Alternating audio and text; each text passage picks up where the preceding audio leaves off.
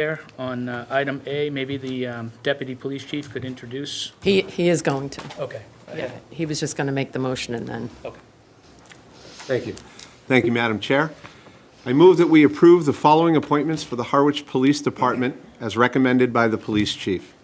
Scott McFarland, student officer, effective February 19th, 2024.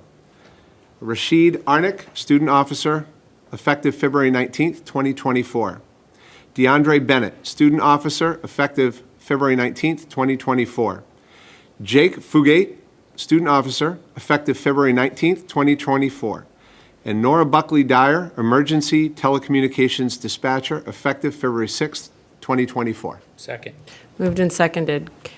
Kevin, would you like Great. to give an introduction? Madam Chair, members of the board, thank you. Kevin Considine, Deputy Chief. Bear with me, I'm going to read part of this. We've never had 5 hires at once, I think, in front of you, which says something. We've been trying for a couple years now to hire 4. I think we've struck out at 2. So this is a good group of hiring. We're very proud of this group, and I think you'll know why in a minute. The Harwich Police has an authorized strength of 35 full-time sworn officers. Due to several recent retirements, the department has currently 5 vacancies. Tonight, we'll have 4 of those taken. We completed a hiring process and produced 4 great student officer candidates for your consideration and 1 outstanding public safety dispatcher. Each of the 4 student officer candidates have completed all their requirements to attend the next session of the Plymouth Police Academy, which starts February 26th. Hiring in the police department is no different than hiring anywhere else. As of the last few years, it's been extremely, extremely difficult.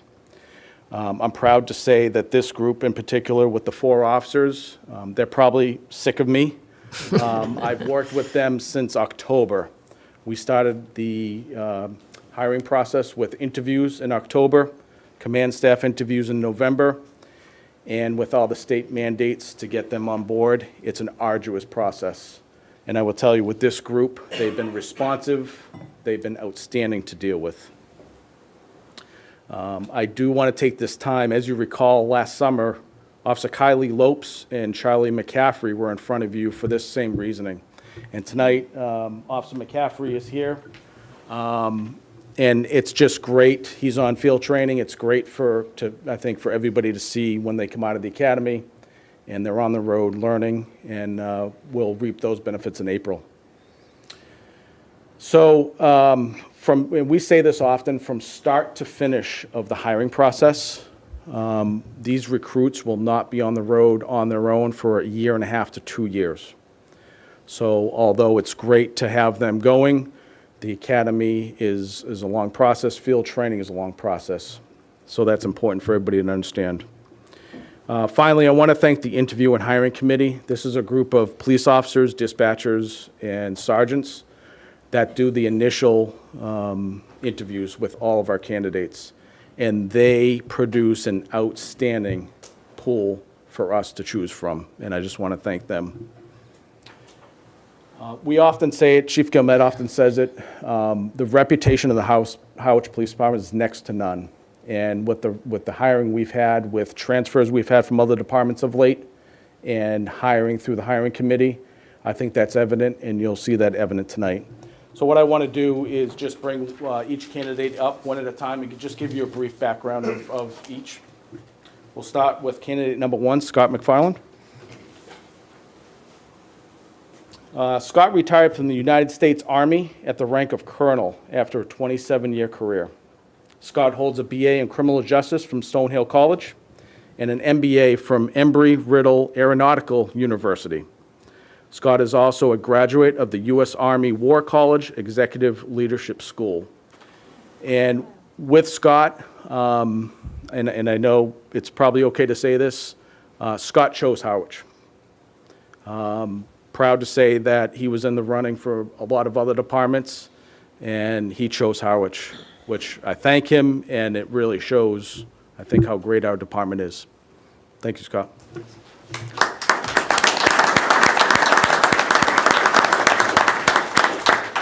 a fellow alum, because I went to Stonehill too, so welcome, Scott. Rashid Arnick. Rashid retired from the United States Coast Guard in 2018 after a 21-year career that included experience as a boarding officer and then 19 years as an aviation survival technician, helicopter rescue swimmer, with multiple tours in Kodiak, Alaska. Rashid also recently worked as a firearms instructor and range manager. Good job.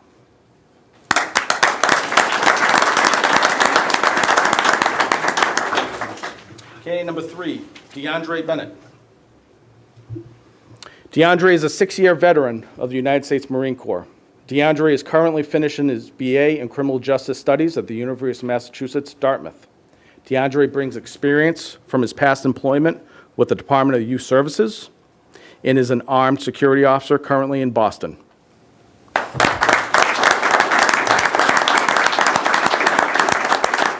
Jake Fugate. Jake has experience as a private security officer and most recently as a public safety officer and dispatcher for Beth Israel Deaconess Medical Center in Boston. Nice.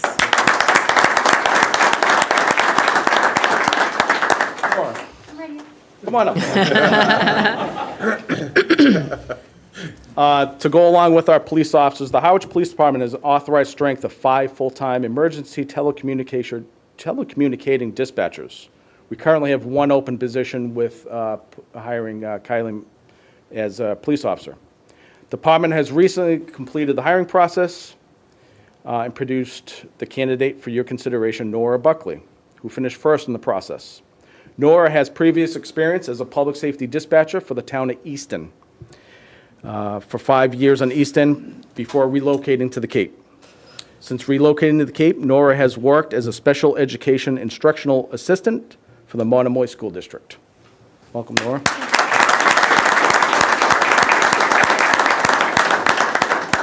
Thank you. Thank you, Kevin. And the amount of experience that you've just introduced tonight is overwhelming, so we welcome you, and although we haven't taken our official votes, we've got a motion and a second. Is there any other discussion? All in favor? Aye. Welcome, and we're so lucky to have you.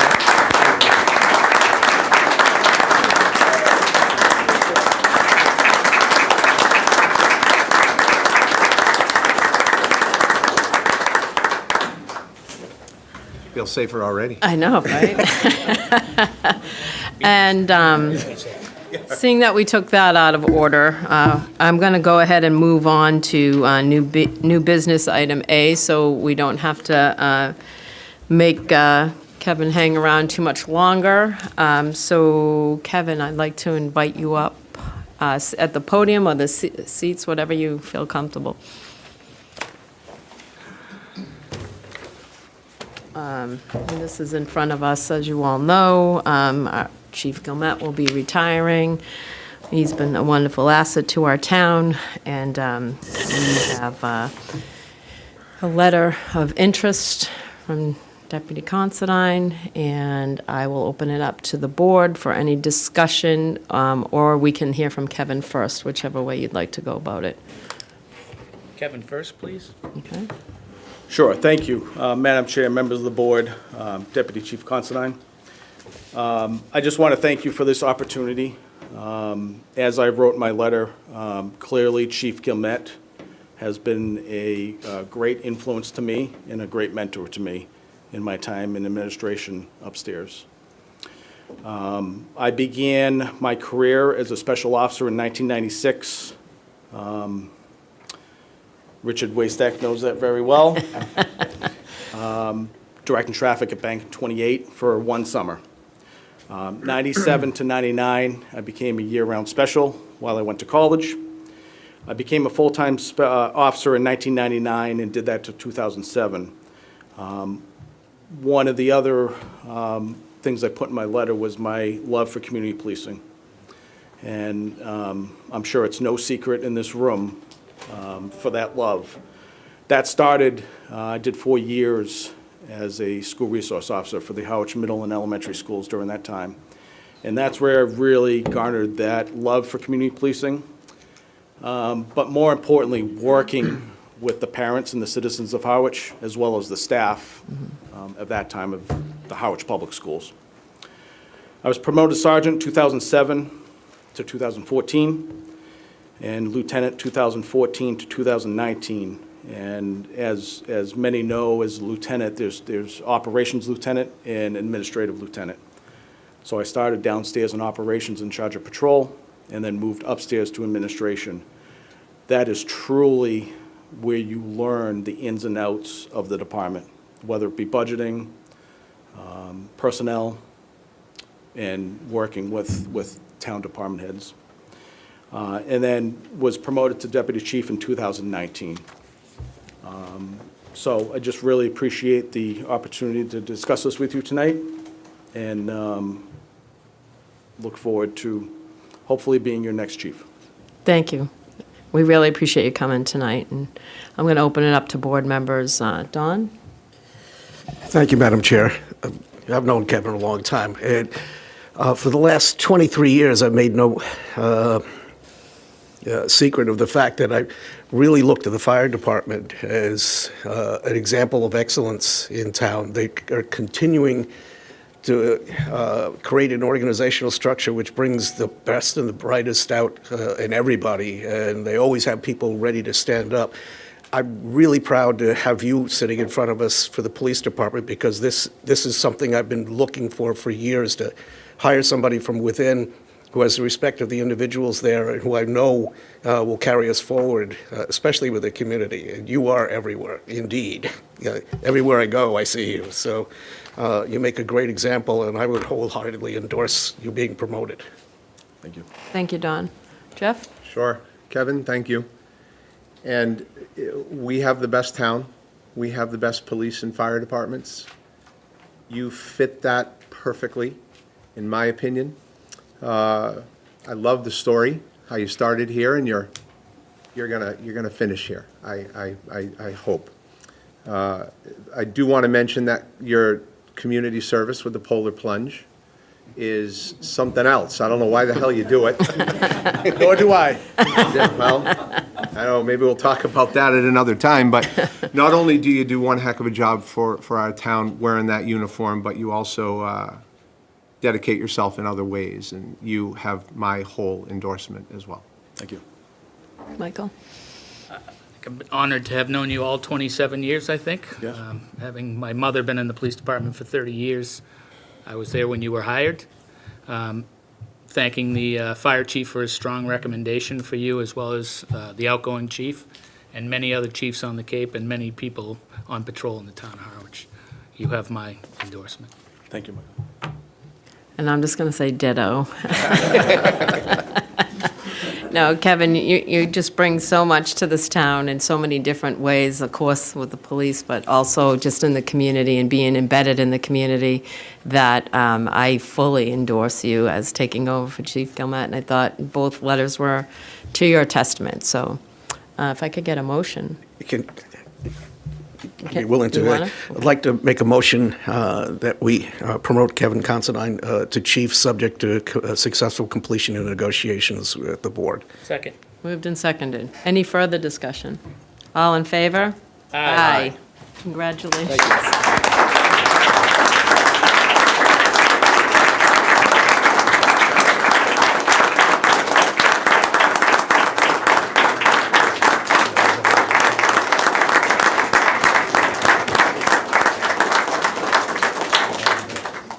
Madam Chair, before he leaves, there are several representatives from the Harwich Police Department that we might want to have come in Yeah, cool. to share this moment. Yeah, Come on in, come on folks. in, folks. And the dog.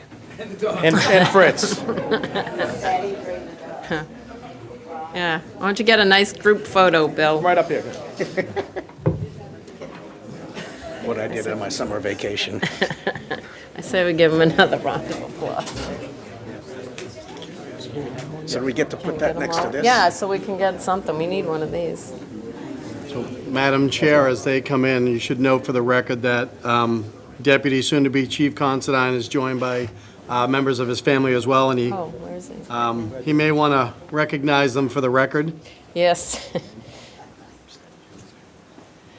Kevin, you should So- recognize your family. Yeah, thank you. I think you gotta forget about that. So, Madam Chair, members of the board, I keep this brief. I do want to thank a number of people, obviously, members of the board for having the faith in me for this next journey. Members of the fire department, Chief LeBlanc, Deputy Chief Thornton, thank you. One of the most important is the members of the police department. Not all are here, obviously, but a good number are here for not only myself, but for our new hires, which I think just is amazing. So this is the group that goes out every day to protect our town, and they do the hard work. They absolutely do the hard work, and it's blown away by the number of civilian staff we have here and officers, and I can't thank them enough. Thank you.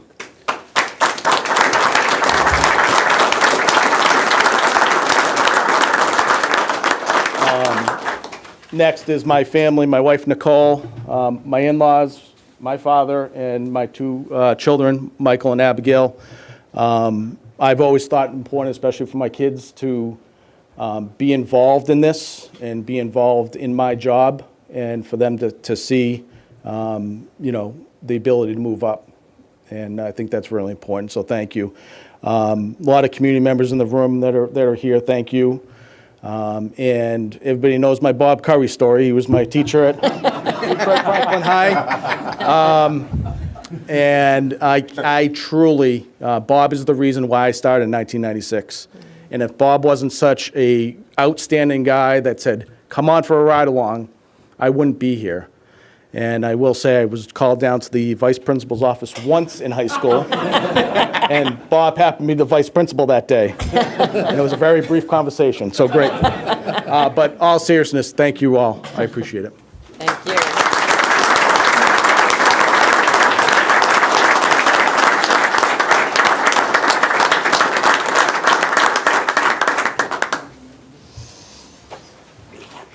Yeah, I know. A refreshingly happy moment. Yes. That's nice. Am I wrong? You signed them. Julian yet?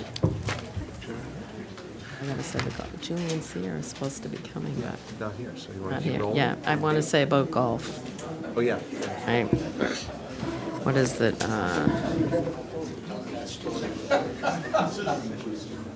I'll just give it a minute.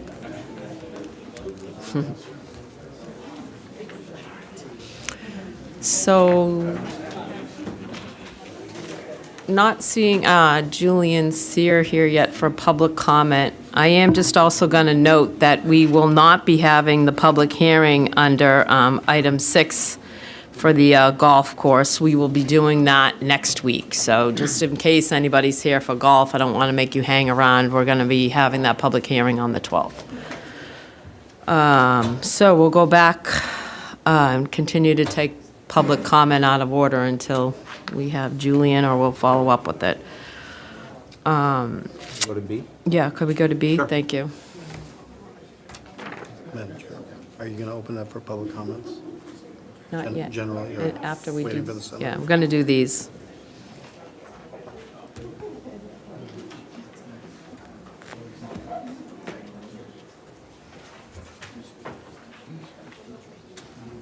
Okay, so we're going to move forward with B. I move that we approve the following committee recommendations from the Select Board Interview Committee. Victoria Brown, full member, Cultural Council Committee, term to expire June 30, 2024. And Anthony DeMauro, full member, Howard Housing Committee, term to expire June 30, 2024. Second. Moved and seconded. Any discussion? All in favor? Aye. And we can go through C and D, and then I'll go back to public comment. I move that we approve a 100th birthday proclamation for Mary Ratto Barron. Second. God bless her. Yeah. Any- I know. Discussion, any board members? Okay, all in favor? Aye. Good for Mary. I approve that we approve. I move. That 100, looking at that 100 is something else, I Yeah. gotta be honest with you. Right? I have no chance of getting there. I move that we approve the Select Board meeting minutes, January 16th, 2024, and January 22nd, 2024. Moved and seconded. Any discussion? All in favor? Aye. Okay, we'll open it back up to public comments and announcements. Is there anybody in the public that would like to speak? Just a Oh, yeah. Good evening. I'm Carrie Scherner. I'm the Health Director. And I just wanted to update the board and the public regarding the recent sewer extension approval. At the January Board of Health meeting, the board approved an extension for connection to the sewer system for the remainder of Phase 2 residents. Legal has reviewed and accepted the vote, and the Water Wastewater Commission finalized their extension at the meeting last week. The extension will allow any residents in Phase 2 that have not yet connected to the sewer system a further connection date to March 1st, 2025. And this was due to the fact that there wasn't any financial aid available yet. So we encourage our residents to go to the Barnstable County and check out the Aqua Fund. Reminder notices will be mailed out, informing residents of the new deadline. And the Board of Health has also finalized an internal policy for connection extensions based on the age of the system and hardships. We encourage all residents that want to get more information regarding those extensions to call the Health Department. Thank you. That's it. Thank you. Thanks. Thank you, Karen. Anybody else for public comment and announcement?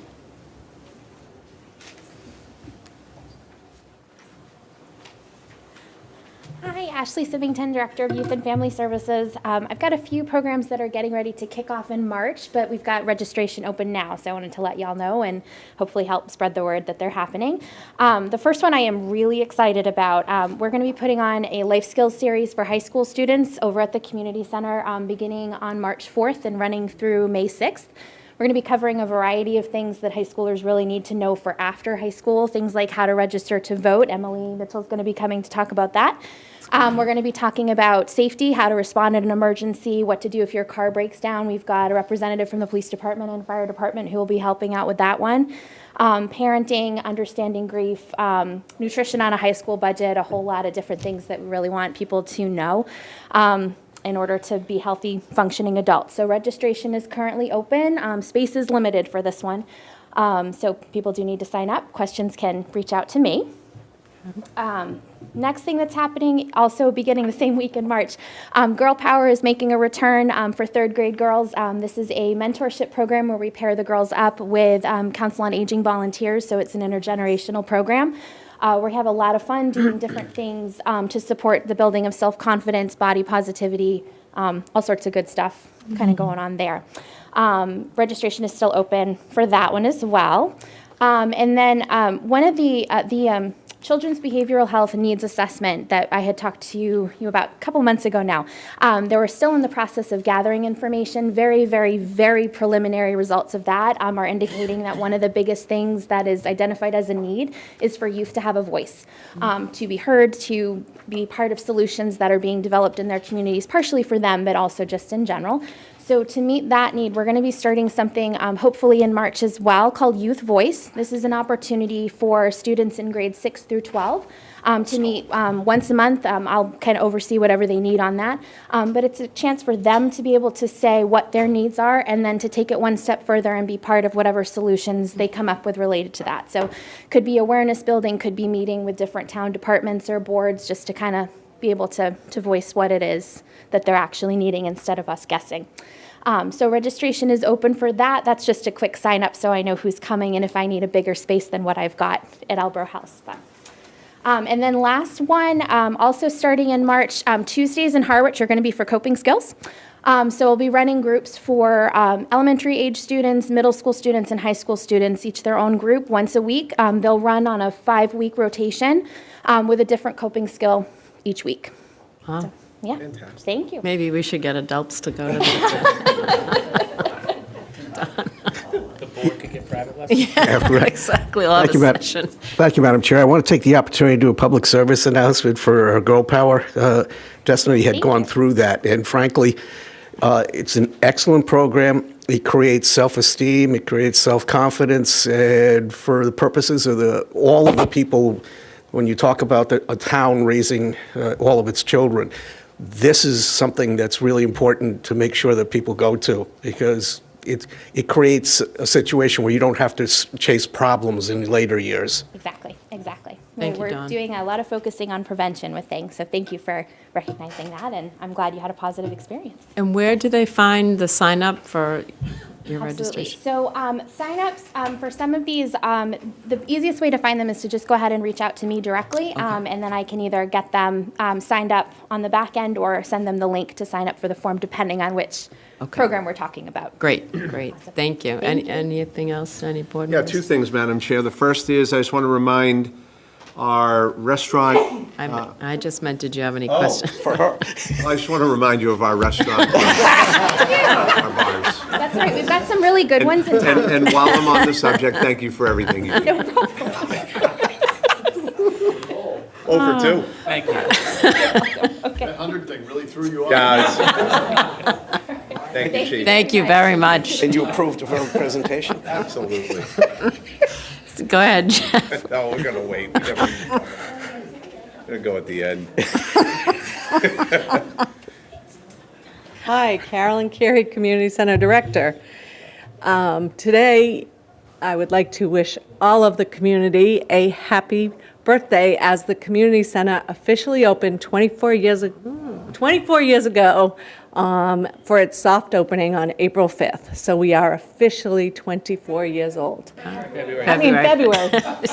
You can sit I think I got what Jeff had. Chief, should we clear the room? I think there's something going on. That was really Or something. February, yeah, it's February. I will, oh, gosh. Anyway, back to the duck at hand. So we are celebrating, and we are doing our Decorate a Duck program. We started giving out ducks on February 1st. We have given out over 75 ducks. The oldest person to take out a duck is in their 90s, and the youngest is 2 years old. Some have already returned them, and they are phenomenal. So you pick up a duck, decorate it, return it to us. It will be on Ducks on Display at the community center for a week, and then the week of school vacation, we will be judging the ducks, and prizes will be given out on Tuesday of February vacation, which is the 20th, at least I think it is. We also have, am I right? Yeah, Oh, you're right. gosh. Okay, Imagination Stage is happening February 8th. We are partnering with the Cape Cod Theater Company, Harwich Junior Theater, and doing a free event for younger people who might be interested. This is a great way to find out if it's something you're interested in. So that is February 8th, 5:30 to 7 p.m. at the community center. These are all in February. The bingo, Valentine's Day bingo, February 13th from 6 to 8, another free event. We have done bingo a few times. The last time we did it, we had over 70 people come. It's a great time. The next is on Thursday, February 15th. We are doing the first ever community free spaghetti dinner, and I would like to take a moment to personally invite each and every one of you to come. If you'd like to help, it is an unbelievable opportunity. The amount of people that have shown interest in coming, the Council on Aging has graciously decided to provide van service to get some of our seniors here who can't drive. There's been a whole group of school-age students who are excited about coming. So I would love for any of you, and certainly all of the public, it is free. I'm not cooking, you're all safe. And we will be serving until we run out, and I hope we have enough for everyone. It's till 7 p.m., so Great. If you can come, we'd love to have you. Don? Thank you, Madam Chair. Branding is everything. And with that, you really have missed an opportunity here by not naming this the Jim Noonan spaghetti dinner for those people who went through this. So the only Oh, difference did I is... not say that? The only difference is that he used to sell 100 meals, he used to sell about 500 or 600 tickets and tell you, you're not going. Oh, I missed my calling, wait. It was the exact opposite. Well, we're happy to have everyone come and eat a little pasta. And what time did it start? It starts at 5:30. Are you guys going to come cook? Oh, okay. Then we have a magic show. I'm sorry, I know you have a long agenda. On February 20th, that is also the day that we will be voting on the Ducks on Display. That is a free event at 2 p.m. It's with Crazy Davy, who is someone who has been here before and well-liked by all of the young and old alike. Then we were back to doing our duck hunt in the community center, one day only, starting February 22nd at 8 a.m. No early duck hunters. There are 10 ducks hidden around the building, and you get prizes for each and every one that you find. And there are some decoy ducks that are hidden as well, so you have to find the right ducks. Are you tired yet? Because then we're going to have a family dance party on Friday night, February 23rd, from 6 to 8 p.m.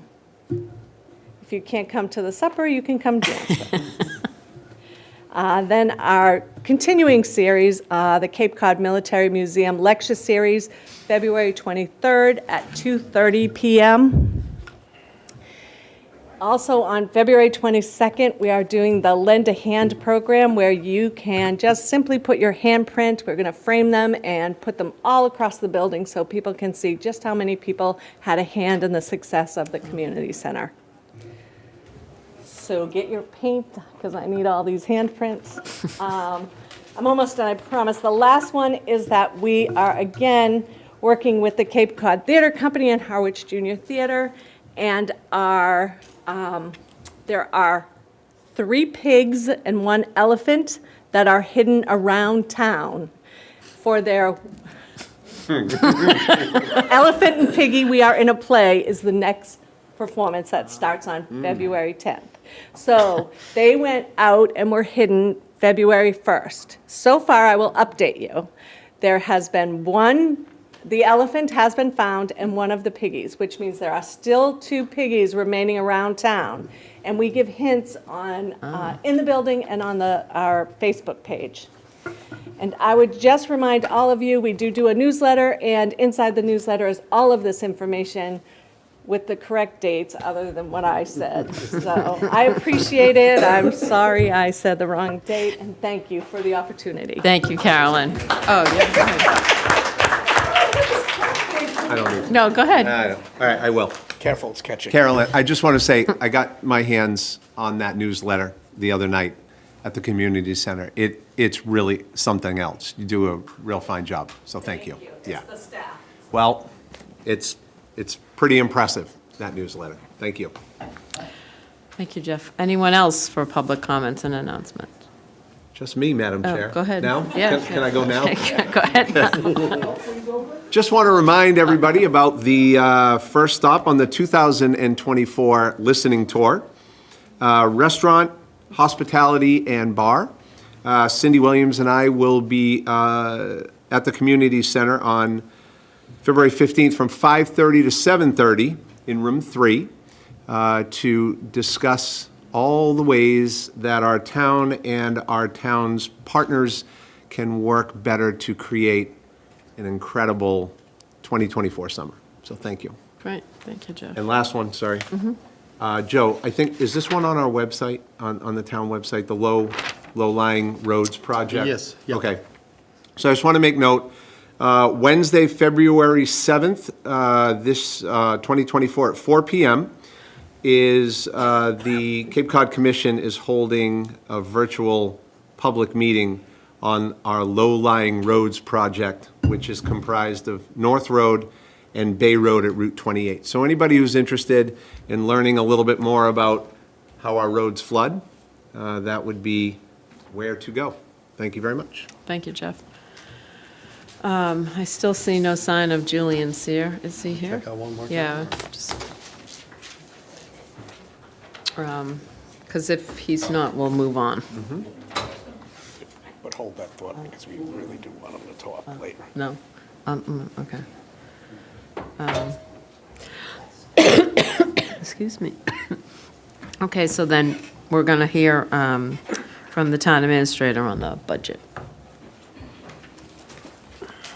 which is item B under new business. Thank you, Madam Chair. Good evening, members.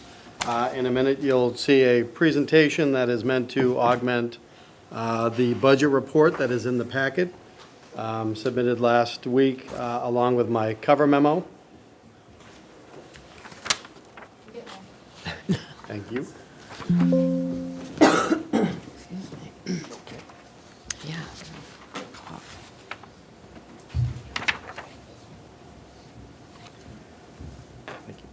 And I'm aiming this way with...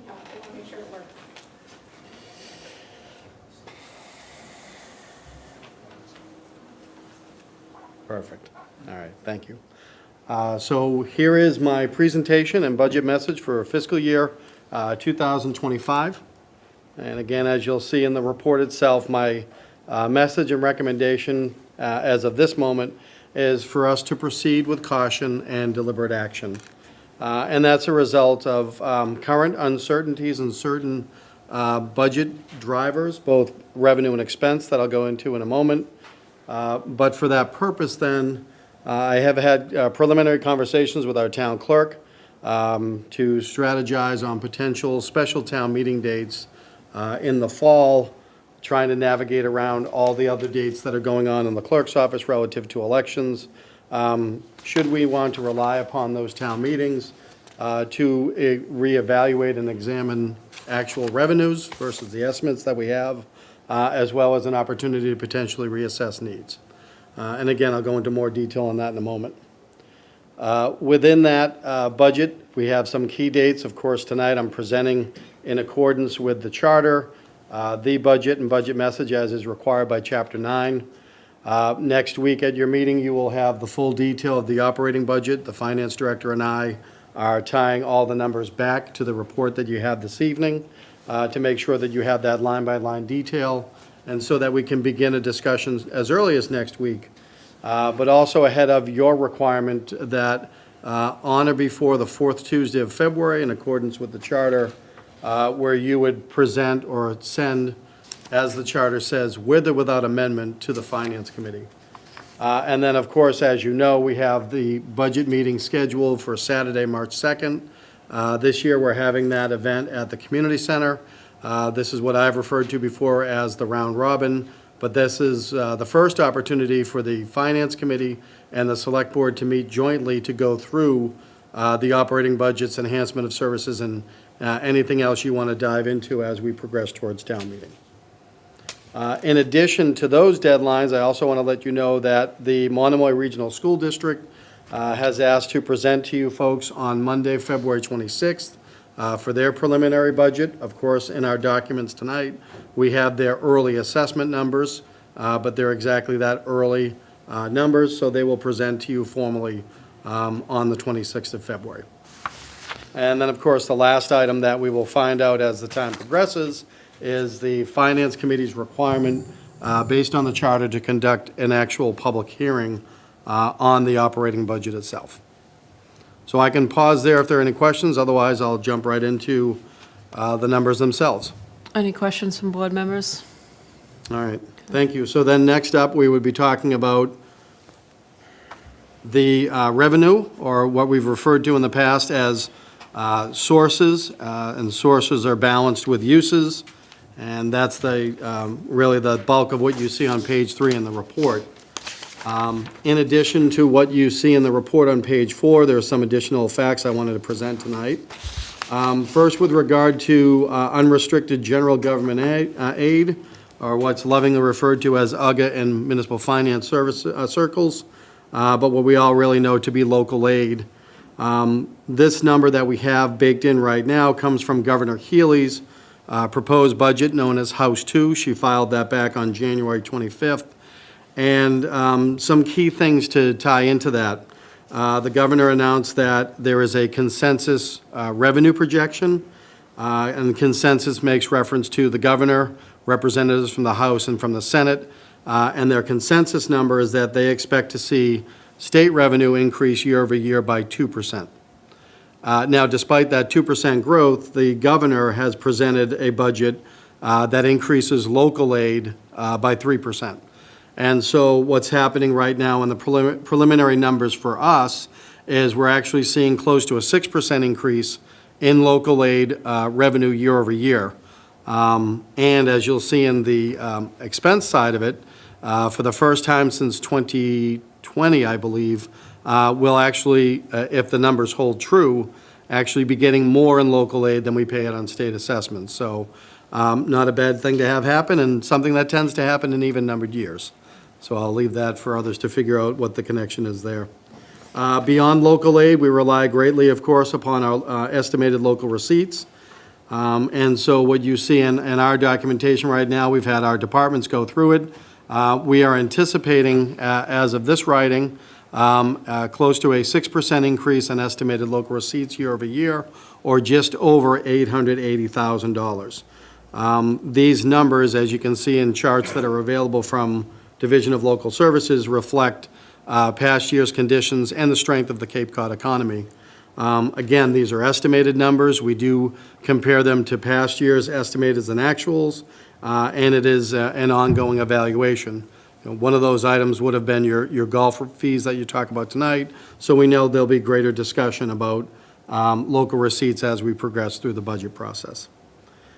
And then interfund transfers, so I included in the materials a chart from the Division of Local Services that talks about all of the funding sources that we rely upon, one of which would be other funds available, interfund transfers. So what you're seeing in this year for fiscal year '25 are increases in available funds, such as the Public Education Government, or PEG, Access Cable Fund, and the first-time use of Special Purpose Stabilization Fund for wastewater.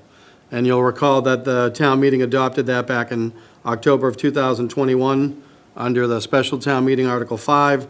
The fund went live on July 1st of 2022. And most recent receipt estimates that were provided as of the end of the first quarter of fiscal year '24, so the end of September, put that balance at north of $1.46 million. And so we'll have more discussion about other funds that are available. And as I say up on the chart there, so administration and finance continue to vet these numbers. And as you'll see on expenses, there's some other numbers that one key driver will be coming in next week, but I can pause here if there's any questions on the revenue. Don? Thank you, Madam Chair. It's going to be something I'm going to bring up in two other discussions that are happening after this, but what's been happening with our share of rooms taxes relative to this? I mean, and when are those figures being taken off of? So by rooms taxes, you mean the hotel motel tax? Well, there's about 12 of them that derive revenue to us. Some of them are dedicated to, to the sewering, and others to us in general. But the question I have is, what are you looking at as a projection forward, and what are you basing that on? This past fiscal year or the one before it? So the projections that we're relying upon, as referenced here, are actual receipts that have been deposited from the Commonwealth to the town. So for us, for hotel motel, As of when? so that was the number I referenced for the special purpose. That was quarter end for first quarter of 2024 fiscal year. Okay. So, as we progress, we'll have more numbers coming in. I think generally speaking, I'm looking for my lifeline. I think we could expect to see second quarter in the coming weeks, if not the next month, and so on and so forth. And to the earlier question, for us, as you may recall, Town of Harwich was at 4% for hotel motel tax in October 2021 at that special town meeting. Town meeting adopted the 2% increase, and that 2% was split, and the split goes 25% to special purpose stabilization for wastewater, special purpose stabilization fund for affordable housing, similar balance, and then the remainder of that travels to the stabilization fund, our general purpose stabilization fund. And just to be clear, Madam Chair, through you, I'm not talking about the percentages, and I'm not casting any aspersions on this. I was just wondering, as I said, I'm going to bring this up within the context of the Clean Waters Board, but the projections, I am just not entirely certain that in the aggregate, that they're going to be as robust, this year and next year as people might expect. Yeah, I wouldn't disagree with that at all. What we're looking at here is a portion of available receipts, if we even have to go that way. I think the point I'd want to have everyone bear upon is that although we rely greatly on the levy limit and the local receipts, there are other funds available. If memory serves correctly, when we adopted the special purpose stabilization funds, it required a 2/3 vote of town meeting. Governor Healy, however, signed legislation that reduced the quantum of vote on special purpose stabilization, not our general stabilization, but special purposes, they reduced the quantum to straight majority. But my point would be that beyond the levy limit and receipts, we have other funds that may be available to help offset the budget costs. Thank you. Thank you. Any other questions, Michael? No. Jeff? No. You can go ahead, Joe. Thank you. So next up would be the other side of the ledger, our expenses, or as we like to call them here, our uses. And so you can see on the slide there that we see 5.4% growth year over year, including 2.69% in departmental operating budgets. However, some additional background. As I mentioned before, you can see under expenses, we have our state assessment. And if the governor's proposal holds, as we hope it does, we'll get more in aid than we see in assessments. But the assessments have gone up year over year, just over 4%. I'm going to pass over for right now the overlay discussion. That negative number there, I want to vet that further with our Board of Assessors and Finance team. So right now, you can see that there's a significant negative year over year on that one. On the other items that you can see that tie to Article 4, so remember, as we see in Appendix B, Article 4 is our departmental operating budgets, which are made up the salaries and wages lines versus the expense line, but then several other areas, as you can see on the chart on page 3. Some of those other areas, obviously a big number there is related to group health insurance. So right now, we're projecting a 10% increase year over year, and I'm hopeful that that's a placeholder number. As you may recall, we're part of the Cape Cod Municipal Health Group, and the Cape Cod Municipal Health Group represents any communities on Cape Cod, most of whom have their group health insurance through that, not all, but most. And we are a community that participates in that. So there's a meeting on this Wednesday, February 7th, where we hope to have final numbers on the rate. Again, the hope is that the year-over-year increase is less than the 10% placeholder. As a comparison, the Mass Interlocal Insurance Association, or MIA, as we know it for our general insurance, for their health insurance clients, they presented back at MMA that the average increase for their health insurance clients was 6.6%. So again, hoping it's less than 10% for Cape Cod Municipal Health Group, and we always keep an eye towards what Maya tends to sort of lead the way on as far as rate increases or percentage increase year over year. And then we have our general insurance, that 4.5% increase, that is a confirmed number from Maya. That's our general insurances and deductibles and premiums. However, we may be able to, year over year, as we do, participate in programs that can drop that number down. But for budgeting purposes, the number is set at 4.5% year over year. And then, of course, when we talk about our uses, our expenses, we know the big part of the equation is our education bill, so to speak. So you can see on the table there on page 3, that the Monomoy assessment for the town of Harwich, and this was a point-in-time statement of January 16th, but Monomoy had a 6.7% increase year over year. And again, that's just Harwich's assessment. It's not the total budget for the school district.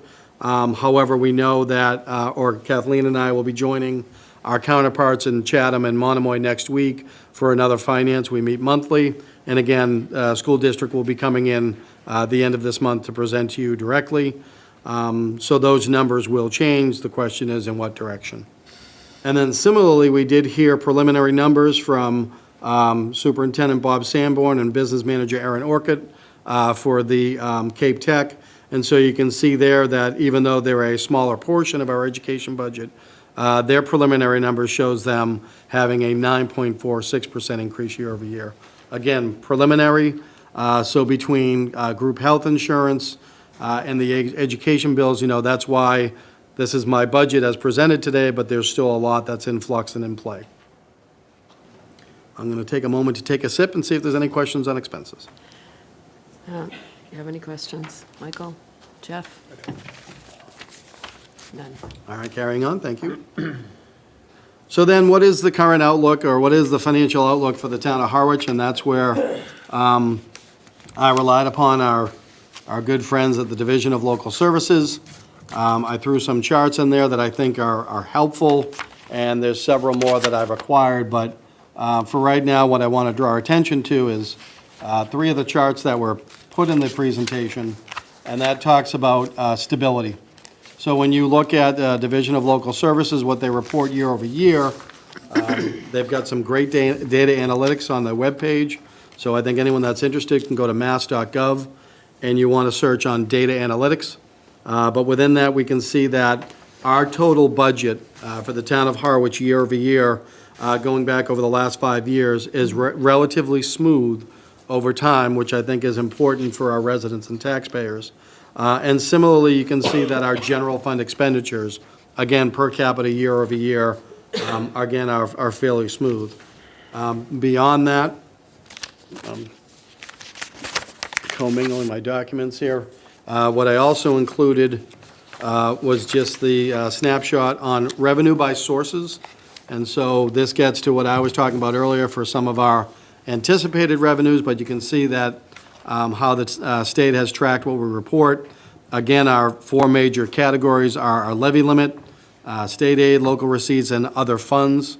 And so, you know, we're relying upon the same data, just newer numbers, and you can see that over time, even with changes in property values, we have stability in our tax rate, and we have stability in our budgets year over year. I think that's everything I have, other than to say we do have strong reserves on hand. We have just under $6 million, I believe, in our general purpose stabilization for our rainy day fund. Of course, we have those new special purpose that we're not tapping into yet, but the combined balance of those two is well over $3 million if we anticipate deposits for a second quarter. And again, positive message right now and potential segue to State Senator Sear is that we're happy to see that the state aid trend is in a positive direction, so hopefully we'll have some messaging on that tonight as well. Right. And with that, that is my budget presentation for fiscal year 2025, and look forward to working with you folks through the coming weeks and months, as well as your counterparts in the Finance Committee and our community as we progress towards town meeting. Thank you, Joe. Any questions from the board? Michael? Enhancement of services. Oh, thank you. So, yeah, I had that in my notes, thank you. So the enhancement of services, given that the operating budget that I've presented allows us, as a community, to provide the services that are currently being provided today. So what people are used to in this moment in time is what's carrying forward. So what you have in your documentation, I think it's on page 7, are several enhancement of services for 7 departments. If I remember correctly, there are 6 that are looking for enhancements that are covering salaries and wages, potential positions to be added, including one that's been talked about here at the board level for human resources.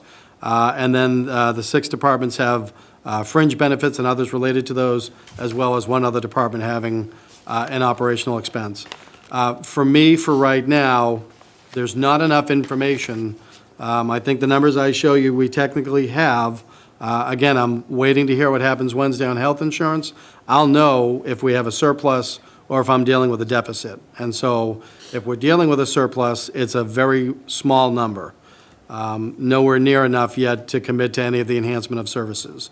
And so my recommendation is as we progress towards that, that, in my opinion, should be a big part of the conversation that happens between the department heads, administration, finance committee, and select board in early March and throughout the month of February.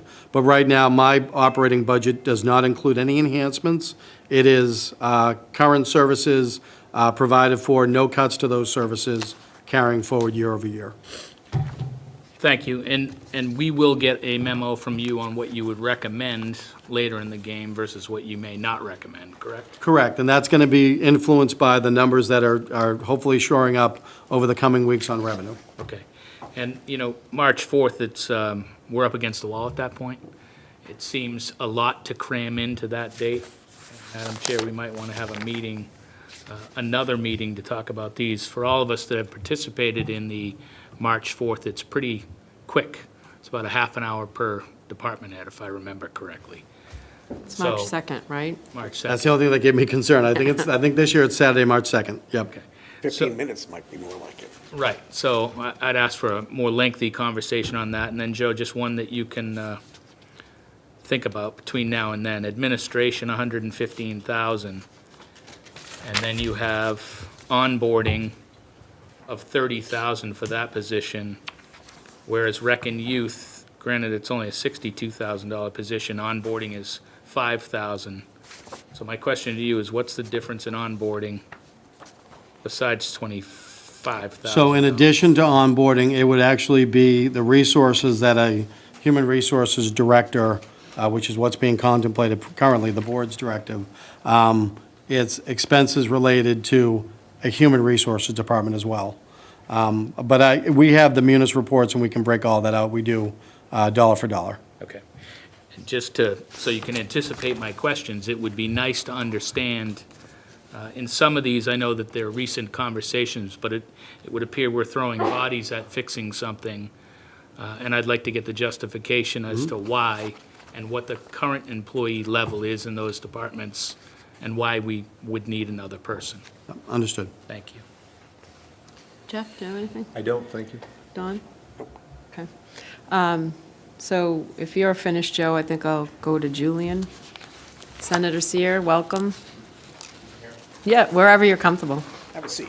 I warmed them up for you. Thank you so much, and apologies for the delay. We were doing a doubleheader tonight in Brewster, and we thought Brewster would start more promptly, but they had an executive session, so apologies for the No delay. problem. But it's good to be with all of you and to see many friends here in Harwich, both on the board and also with us tonight. But wanted to just be sure to come to the board and give an update on what we've gotten done on Beacon Hill, and then what's sort of percolating for the rest of the session, and then really, as always, get good ideas from all of you. So much of what we do here in Massachusetts, so much of what the legislature does, goes to our municipalities to implement, and much of what the towns want to do flows through Beacon Hill, for better or sometimes worse.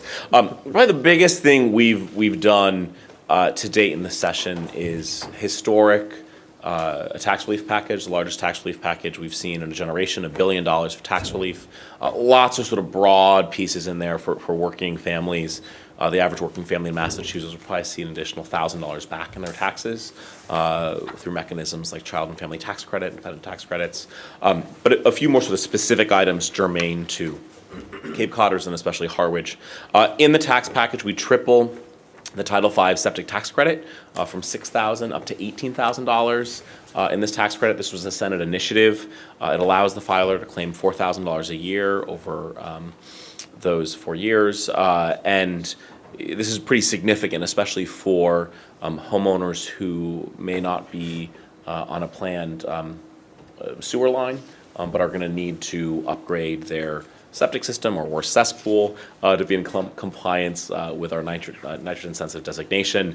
The governor actually, importantly, in her FY25 budget, files a technical fix to clarify that this tax credit includes eligible sewer connections and upgrades to systems that are within nitrogen-sensitive areas. All of Cape Cod is a nitrogen-sensitive area. So this is another chunk of help for homeowners and property owners related to our wastewater work, and I'll talk a little bit more about wastewater in a moment. The tax package also doubled the senior citizen refundable circuit breaker tax credit up to $2,400. That's important for older adults live in our communities who are worried about their property taxes.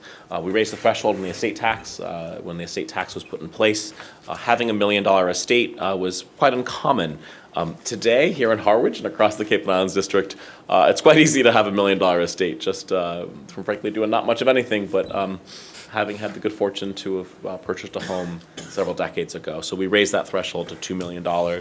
And then one piece that I want to highlight for the board that I championed in the Senate tax package that made it into the final law is a local option good landlord property tax exemption. So this permits municipalities to adopt a local property tax exemption for affordable real estate that is rented year-round to someone who making below a certain threshold of area median income. It's actually based on a Provincetown program they've had in place, for almost 20 years that allow the town to have a property tax exemption for landlords who are renting to folks at 80% or below AMI. What now the local option allows is towns to go up to actually 200% AMI.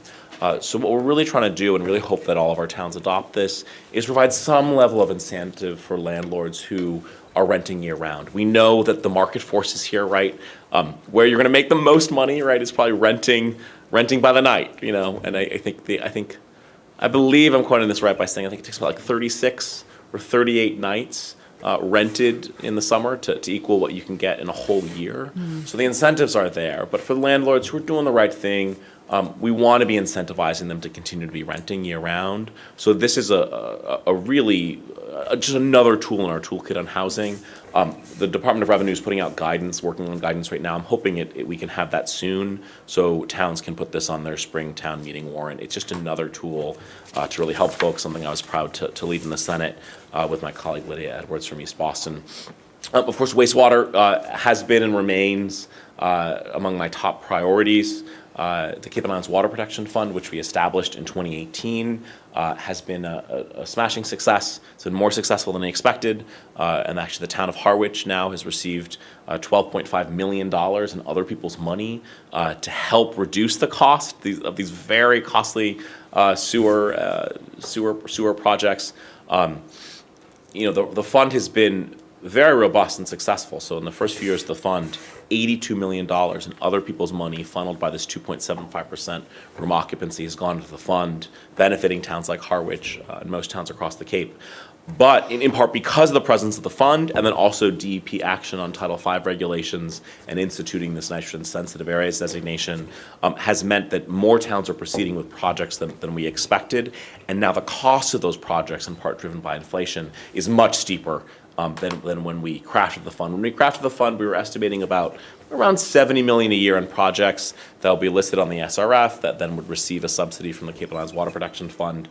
In 2024, I think we had over $600 million in municipal projects from Cape Cod and the SRF. That is good news, right? We have long delayed on wastewater. I have a friend on the Water Wastewater Commission here, and they found a letter to Harwich at some point in the 80s, probably predating my own existence, from the federal government being like, "Dear Harwich, we will pay for 90% of your sewer."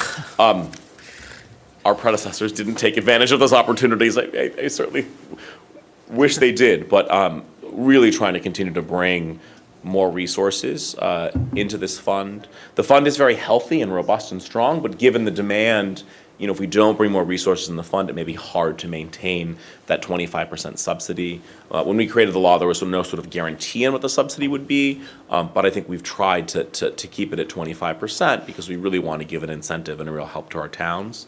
So we're thinking creatively about how we do that. For the 2024 projects, we believe that there's I've been working with Lieutenant Governor on this. There's bipartisan infrastructure law dollars that we can tap into to keep that 25% subsidy.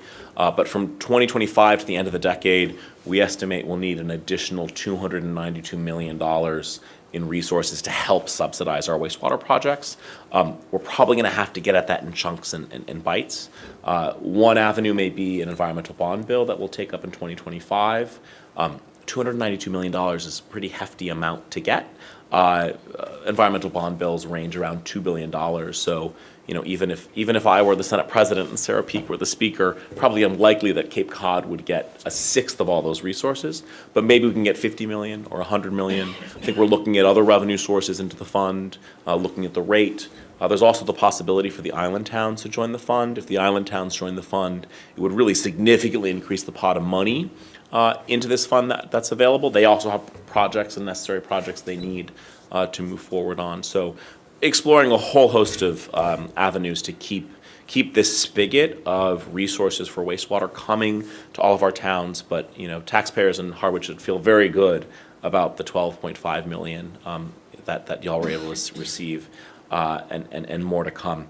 And then the biggest issue, you know, on Beacon Hill, in addition, we'll do the budget. I think the numbers you'll see from the governor on Chapter 70 on local aid, it's an increase to local aid. I expect that will, hopefully we'll see that come out in the budget. I do want to note that revenues are sort of a bit more constricted than they were, and there's sort of two factors going on here. The economy in Massachusetts is quite robust and quite strong. Our unemployment is low, our GDP is good. But during the pandemic and its aftermath, we had a real glut of revenue. Revenue increased 6%, 7% in several years. You know, we basically had a big party as the pandemic waned, whether that was, you know, in restaurants or on Wall Street. So those revenues were coming into the state. The other piece that happened, right, of course, was a pretty unprecedented amount of federal resources and relief dollars. Those are receding, and revenues coming into the state's general fund are not staying, you know, they're going back to sort of a normal phase of about 2%. This has been described to me as almost sort of like a hangover, right, from that pandemic revenue we had. So it's feeling like a more constricted budget, even though the fundamentals of our economy are strong. We've never had more money in our rainy day fund than we have, you know, right now, $8 billion. But it does mean more constricted resources. The governor made mid-year spending cuts, and really has worked to plug what's nearly $1 billion hole in this year's budget, again, because of this sort of revenue hangover, if you will.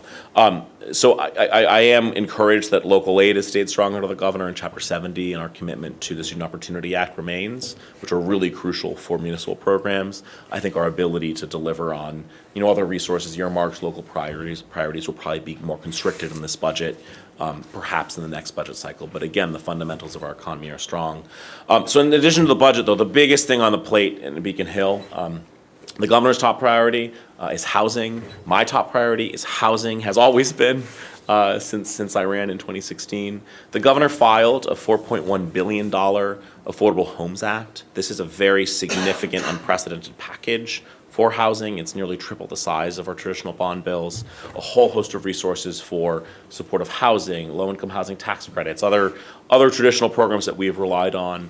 The governor, though, really has filed a bill that takes into account the needs of Cape Codders and Islanders. And there's two crucial policy pieces that we support and that we're working to get into the final bill.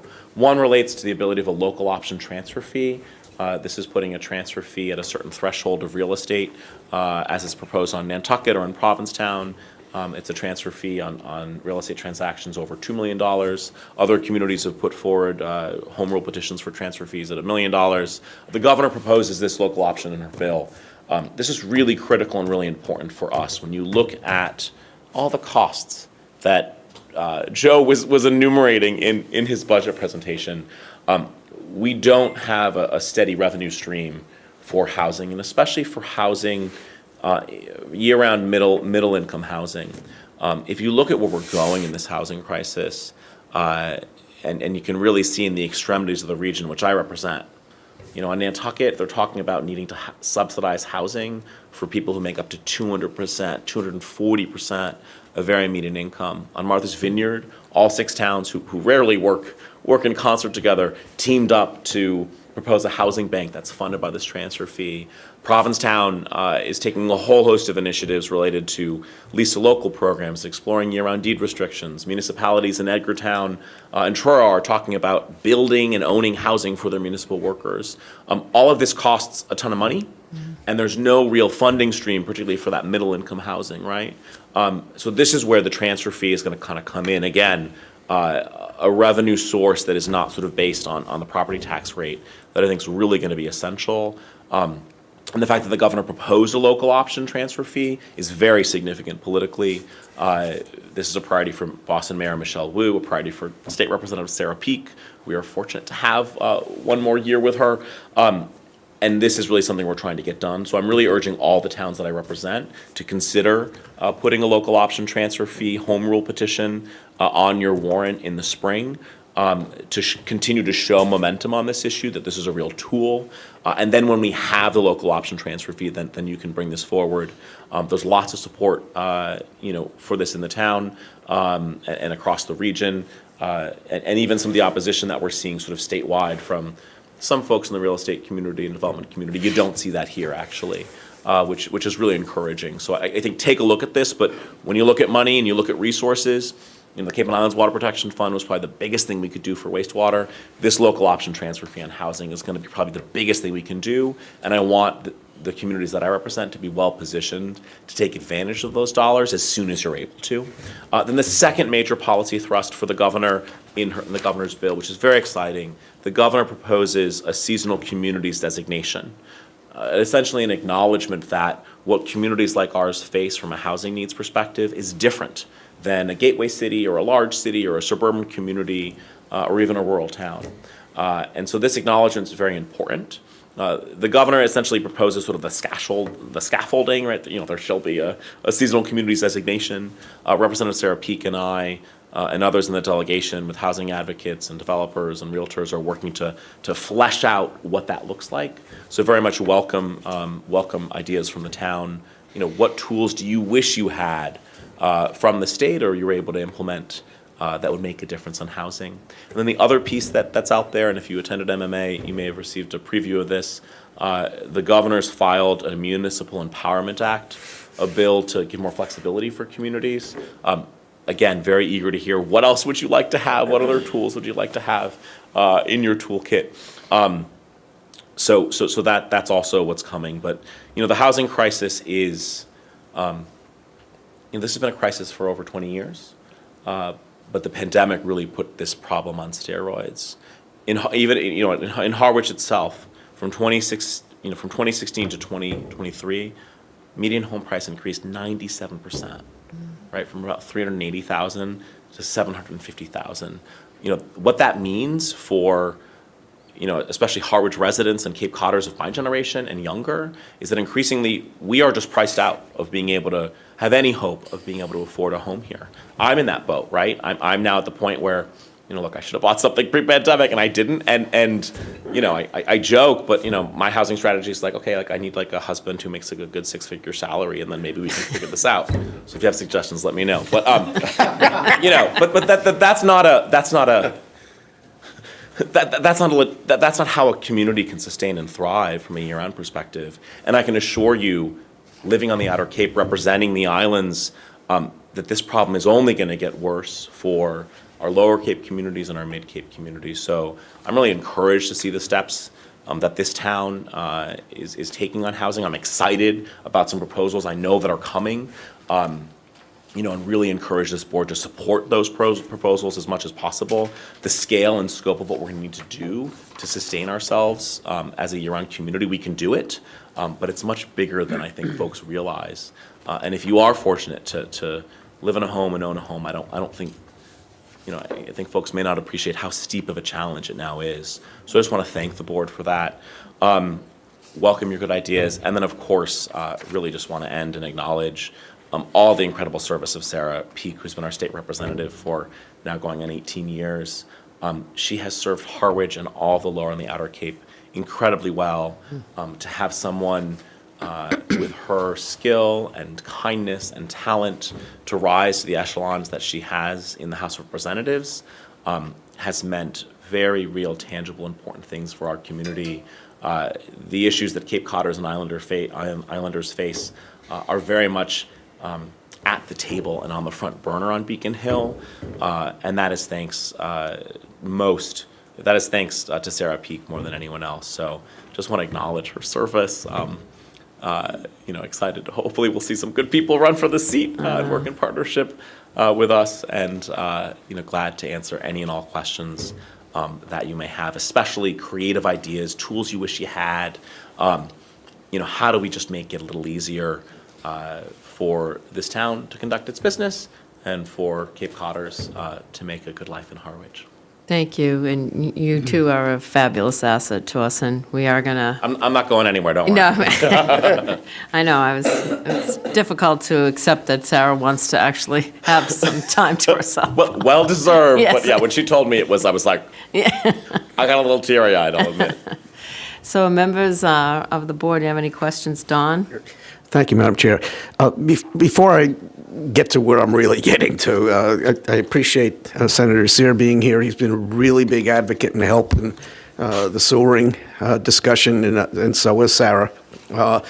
So I just want to recap where we are, because I'm the representative here for the Clean Waters Board in Barnstable. And I want to assure everybody in the public that it's not that they're walking away and we're holding a bag of some sort, that we are getting fully funded for the things that we had adopted previously. Correct. And you don't necessarily see them here because they get booked at the state level as a deduction, which is probably why you looked a little quizzical as our finance director back there. There's no big check that gets delivered. If you need checks, we could, Yeah. We probably should have done big checks for this, because it's like probably the biggest money that anyone's ever gotten, but clearly haven't been thinking about promoting ourselves. But within that context, since we adopted all this and since we moved forward, and Harwich was fourth or fifth, depending on how you want to characterize where Orleans came in terms of what we were doing. So I'm pretty proud of that. But the DEP immensely changed the goalposts. It's almost as if they put it on another football field. Yep. And I don't want anybody to misunderstand this. It's not just purely an expense side problem, which it is, because asphalt's going up, pipes going up. I mean, and we're not alone because the whole country's rebuilding things. That's become a daunting problem by itself. But the revenue projections, because we had the intelligence to hire a financial advisor at the county level, to go over what the projections would look like. And we fought pretty hard to make sure that this covered everybody. As a matter of fact, the Islands folks have been sitting in on all of these discussions, presupposing they were going to be part of this thing. But it's also the projections of the revenue receipts that aren't meeting exactly what we had hoped that they would. So the convergence, it's actually the divergence of those things is hurting us. I know we've sent several letters, and I'm pretty sure that you were on the letter-giving list. Just wanted to make everybody aware that the whole Cape could really use a robust discussion on Beacon Hill about that, because we're not arguing against not fixing the environment, because we all know that we need to do this and we want to do this, but the threshold that we're going to have to pass, because Harwich, and I don't know if you're hearing this in other communities, some communities do their sewering on the basis of betterments. The people who get the sewer system pay for their part of the sewer system.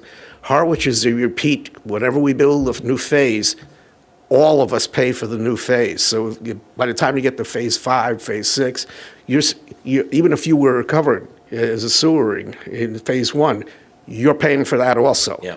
So it's critically important for us as a community, and for anybody else who funds it like that, to understand that we can't just sit back on our laurels and say, wow, we did pretty well, we did all of phase 1 and phase 2, well, let's go home. Because we've got all these other phases coming up, and the money is going to be pretty tight this year and maybe next year coming from the county in terms of what we can expect, other than interest reductions.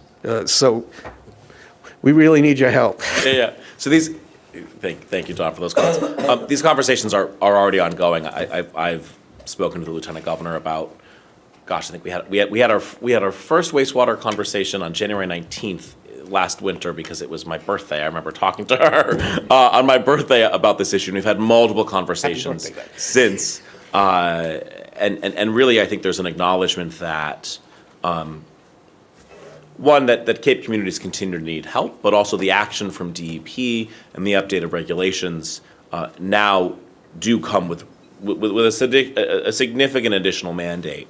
And look, I think it's still very much the right thing to do. First and foremost, stewardship of our natural, and particularly our marine environment is pretty essential, not only just as good environmentalists, but this is the lifeblood of our economy, right? People come to Harwich and across the region for our pristine marine environment. Don't tell them it's not that pristine, right? 98% of estuaries and embayments on Cape Cod are impaired. Most of our ponds and freshwater lakes, are too, right? So we've got a real incentive there.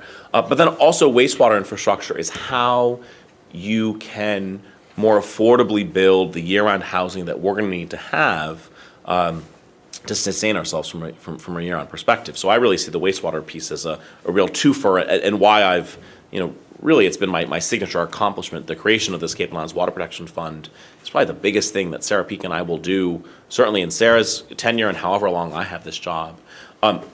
The fund, the revenue into the fund is robust, is sort of what we sort of expected it to be, around 20 million, now kind of going to 21, 22 million. Just the demand, though, and that gap in the demand is so significant. And that, we're not talking about a couple $1 million. We're talking about, for the rest of the decade, $292 million.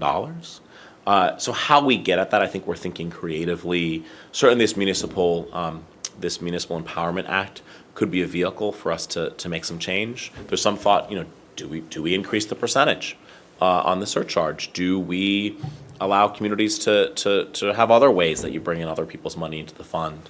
There's been active conversation, and I've worked very hard to make sure that island communities, one, could have a seat at the table, which I represent these communities. Two, could come into the fund pretty easily. They can do so with a vote on their select board. And then three, allowing them sort of the space and time to figure out if they want in.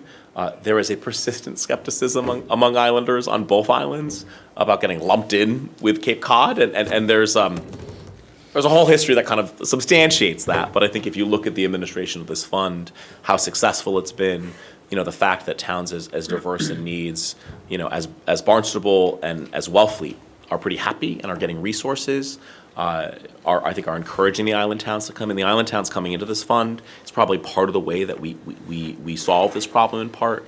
But this remains a real high priority, and frankly, Sarah's announced retirement for me has really even spurred more urgency on this matter, because I know our ability, we'll have a learning curve and a rookie for whoever's doing this work, on Beacon Hill after her.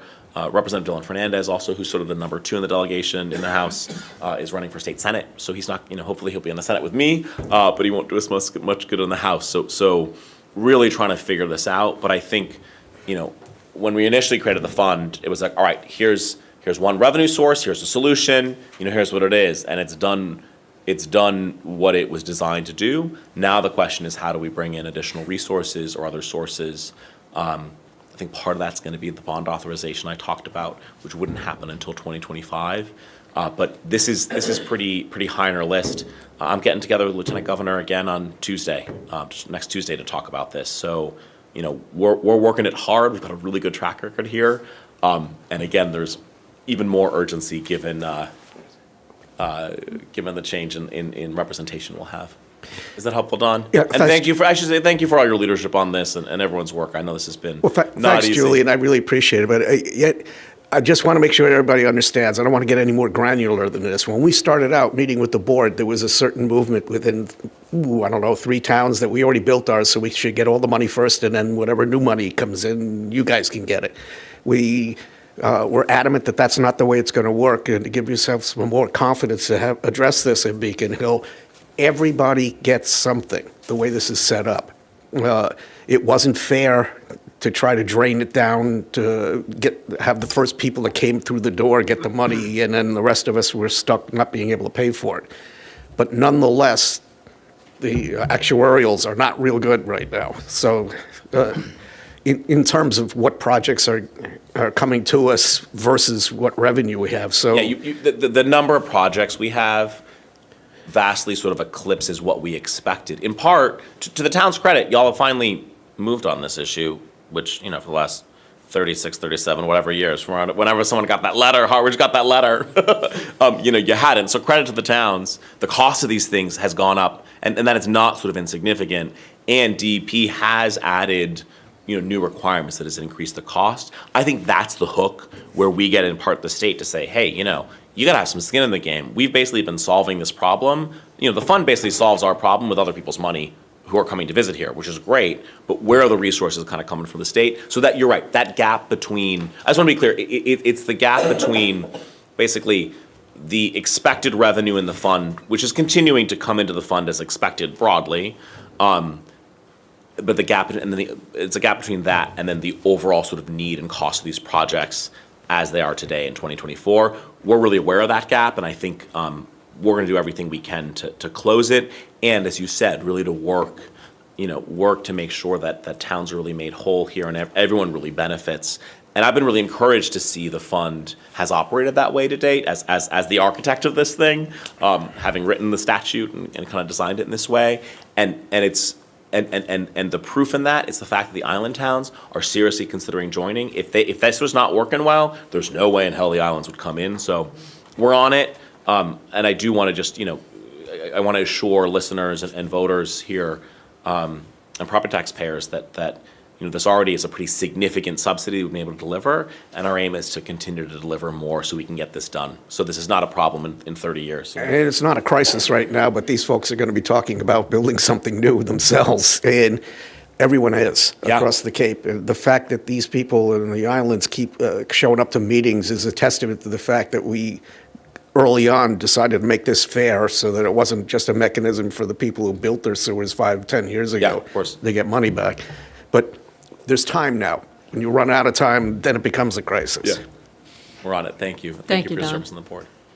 Jeff? Just wanted to say nice to meet you.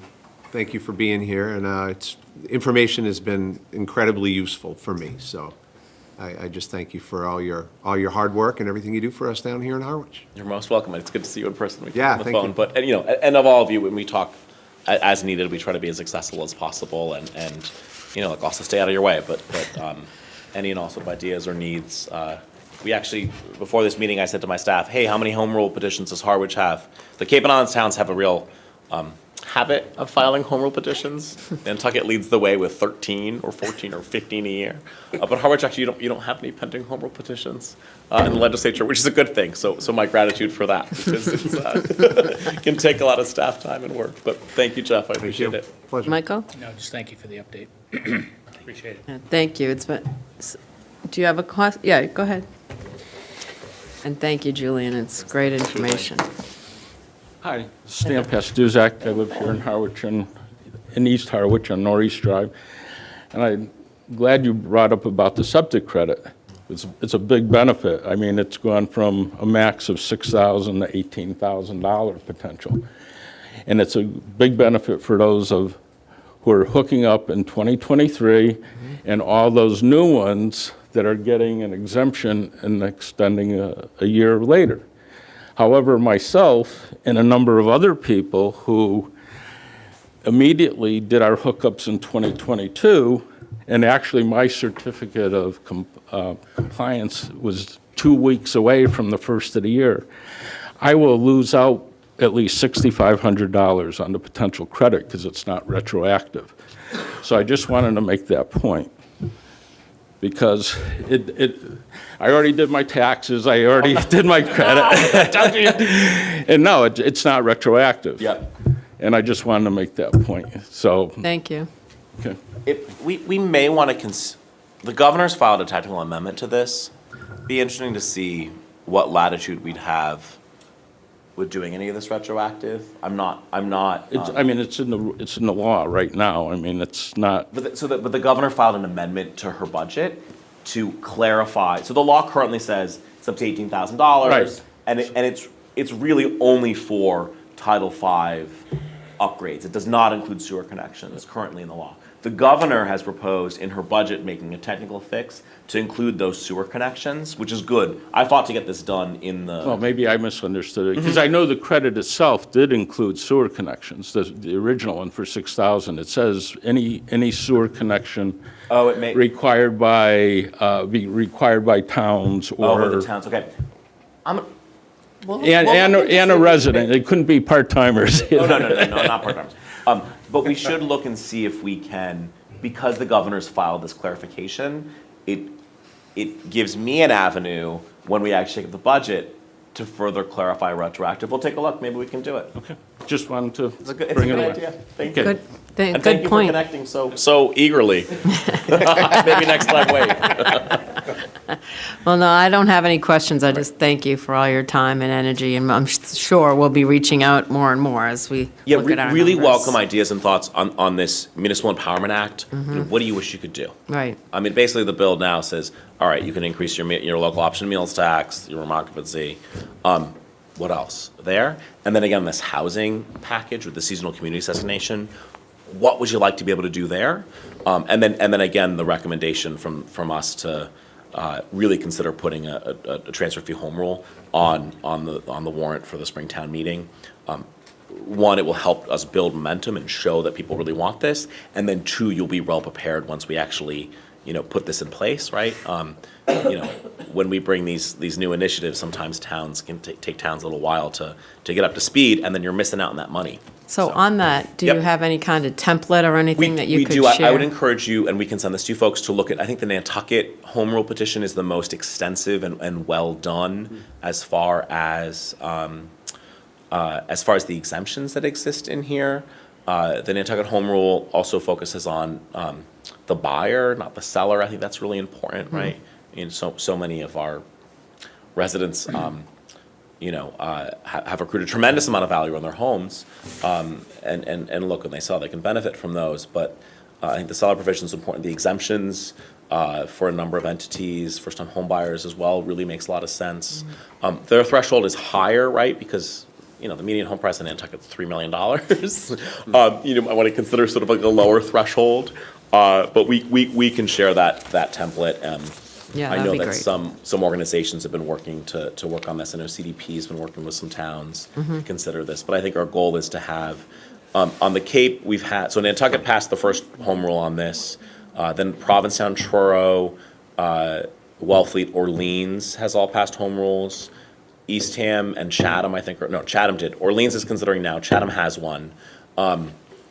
And who else is considering this? Barnstable, potentially. All 6 towns of Martha's Vineyard have done this, in addition to Nantucket. So, you're in pretty good company. And unlike off Cape, where there's sort of a lot of opposition to this, there's broad agreement among, a number of stakeholders on this, even in the community. So just being ready to kind of go and pounce once that revenue source comes, that's what you want to be able to do. There's also kind of questions too about like where that money sort of flows and goes, and we're really thinking about how you design this to be most effective and efficient. Towns and government is quite plodding and slow, and real estate and building, real estate is quite fast. Building is of course someplace in the middle, but I think we want to make sure that towns are able to seize these opportunities, and frankly to be able to move forward at the scale that frankly I think we're going to need to do. So Right. we'll be sure to share something. Great, Yeah. that'd be great. Thank you. so Thanks much. for your time. And apologies again for. No for not- problem. Brewster kept me late. We'll blame Brewster. We'll go on that note, a discussion on wastewater. So, Madam Chair, members of the board, as we have our wastewater superintendent, Dan Pelletier, come up with our project manager from GHT, Jeff Gregg.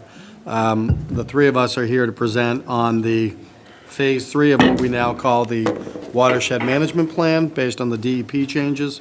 And so we're going to talk about the Phase 3 construction, the borrowing, all of that, and also give a precursor to community forum outreach that the superintendent and I are working on. And, excuse me, as you'll see later on in your agenda, there's a recommendation for a contract to bring GHD in specifically as our construction services engineering firm. So with that, I'm happy to turn it over to Dan and Jeff for their presentation. Great, good evening. Thanks for having us. So we're here before you tonight to give you guys an update as to where we stand with Phase 3, project cost estimates, bidding, construction, and like Joe said, the meeting we're planning for the 13th.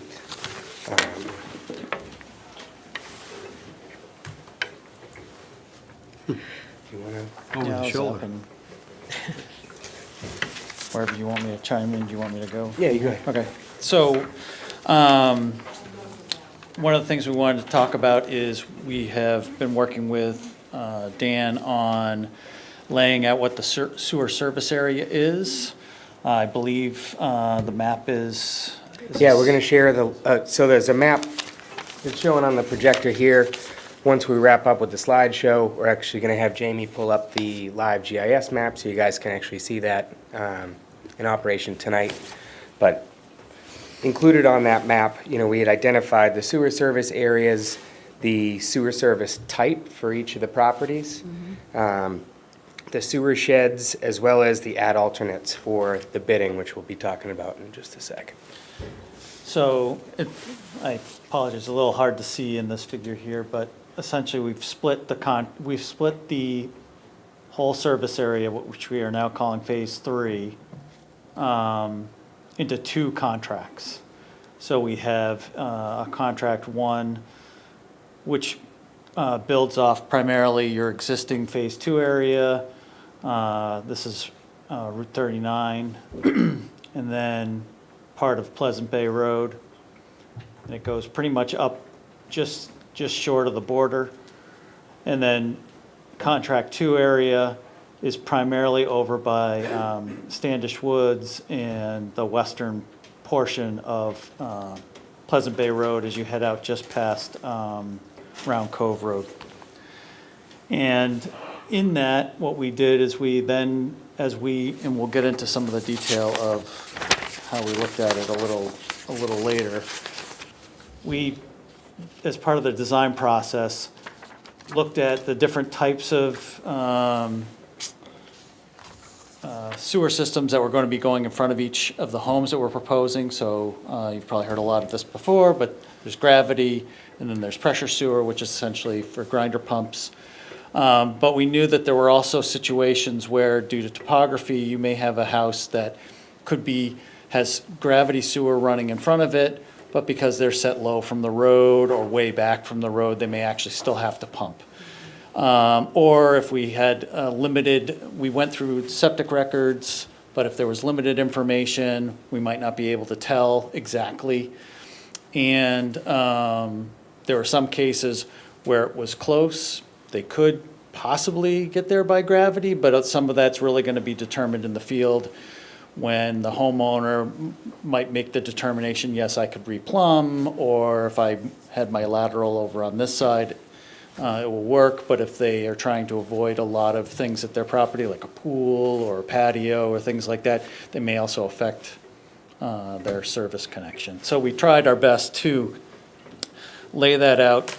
So the areas in blue are anticipated to be a gravity sewer connection.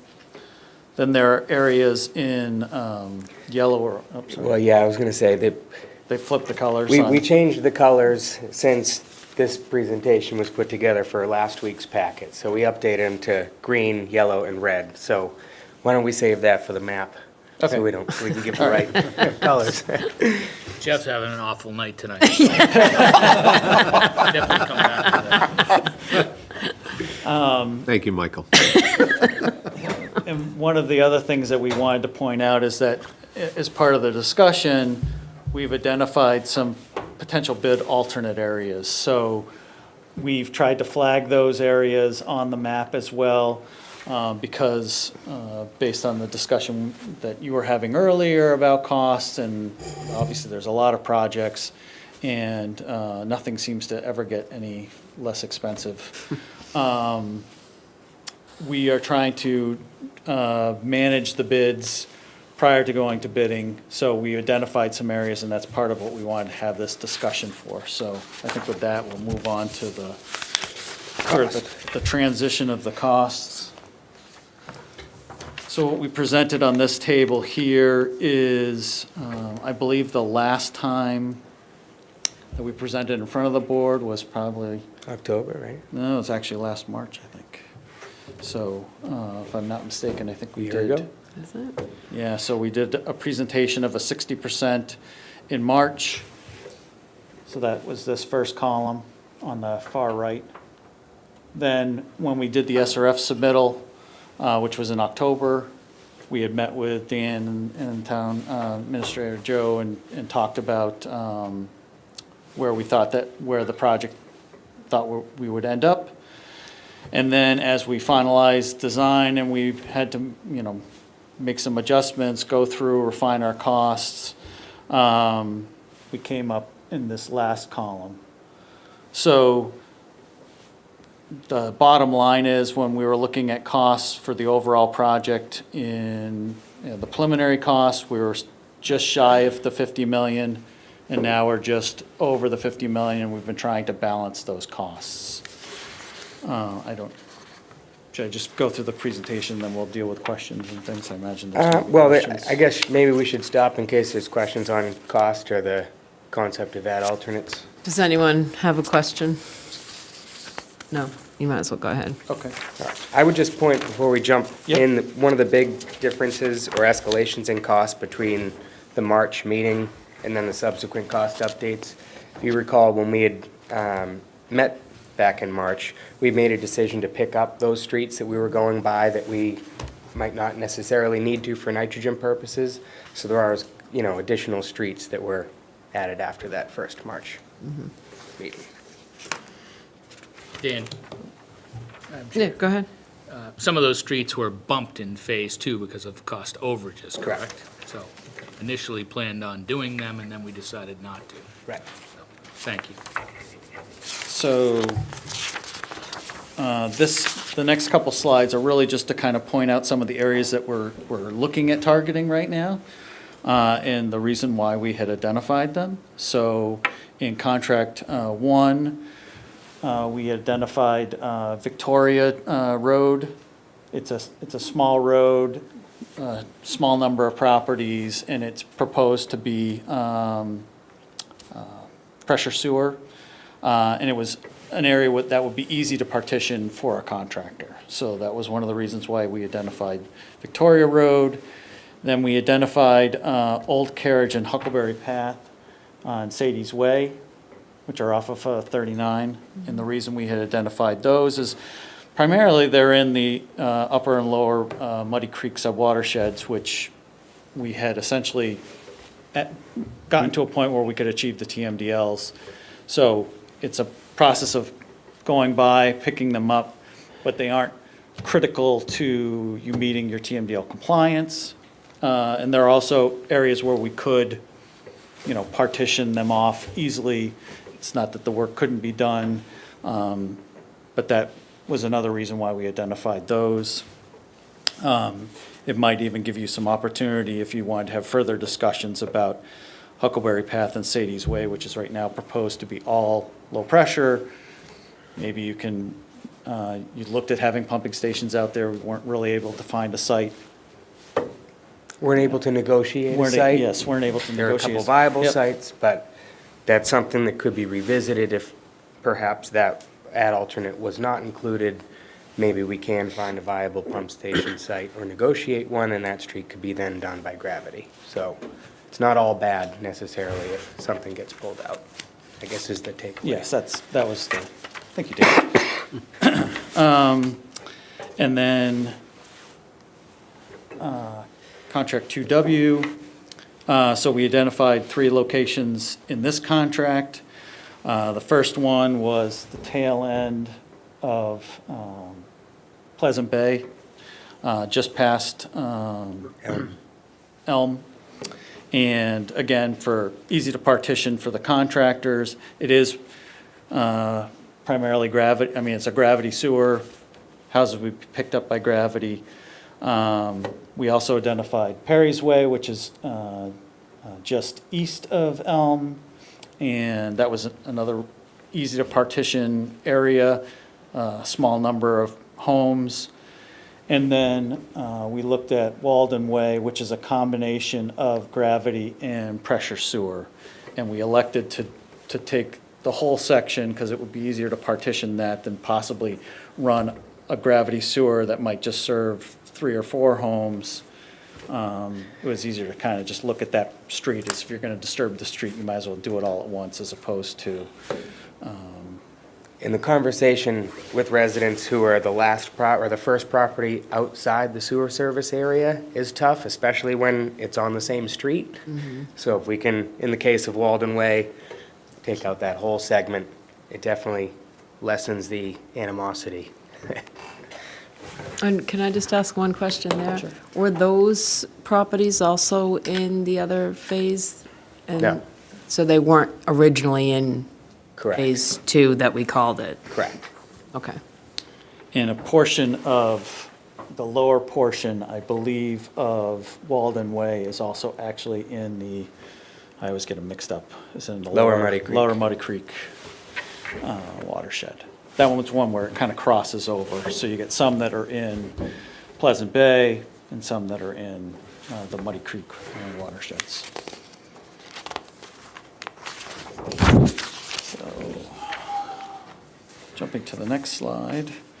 So what we did here, there's no easy way to present all the alternates with the cost because you can basically make like 36 or whatever, you do the math of number of iterations of this plus that, The biggest thing to take away is that when, as you know, as you outline your bid alternates, you have to, if you were to accept them, you have to accept them in the order that they are listed in your contract. So you put 1, 2, 3.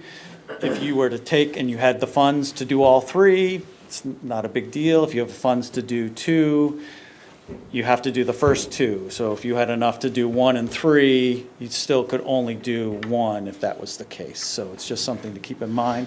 When we presented this, what we decided to do is we just lined up the first alternative for each of the items. So the first column just says, hey, what's the bottom line if we don't do any of the alternates? So it's somewhere around $47 million. If you did the first alternate of both projects, your bottom line then comes to 48 million plus or minus. If you do both of the second alternates for both the projects, you're now just, you're at 49. Did I mistake? Yeah, you're good, 49 too. Sorry, it's 48, then 49. And then, like we presented before, if you did all of the alternates, then you're at the $51 million. And that's kind of where things were looking like right now.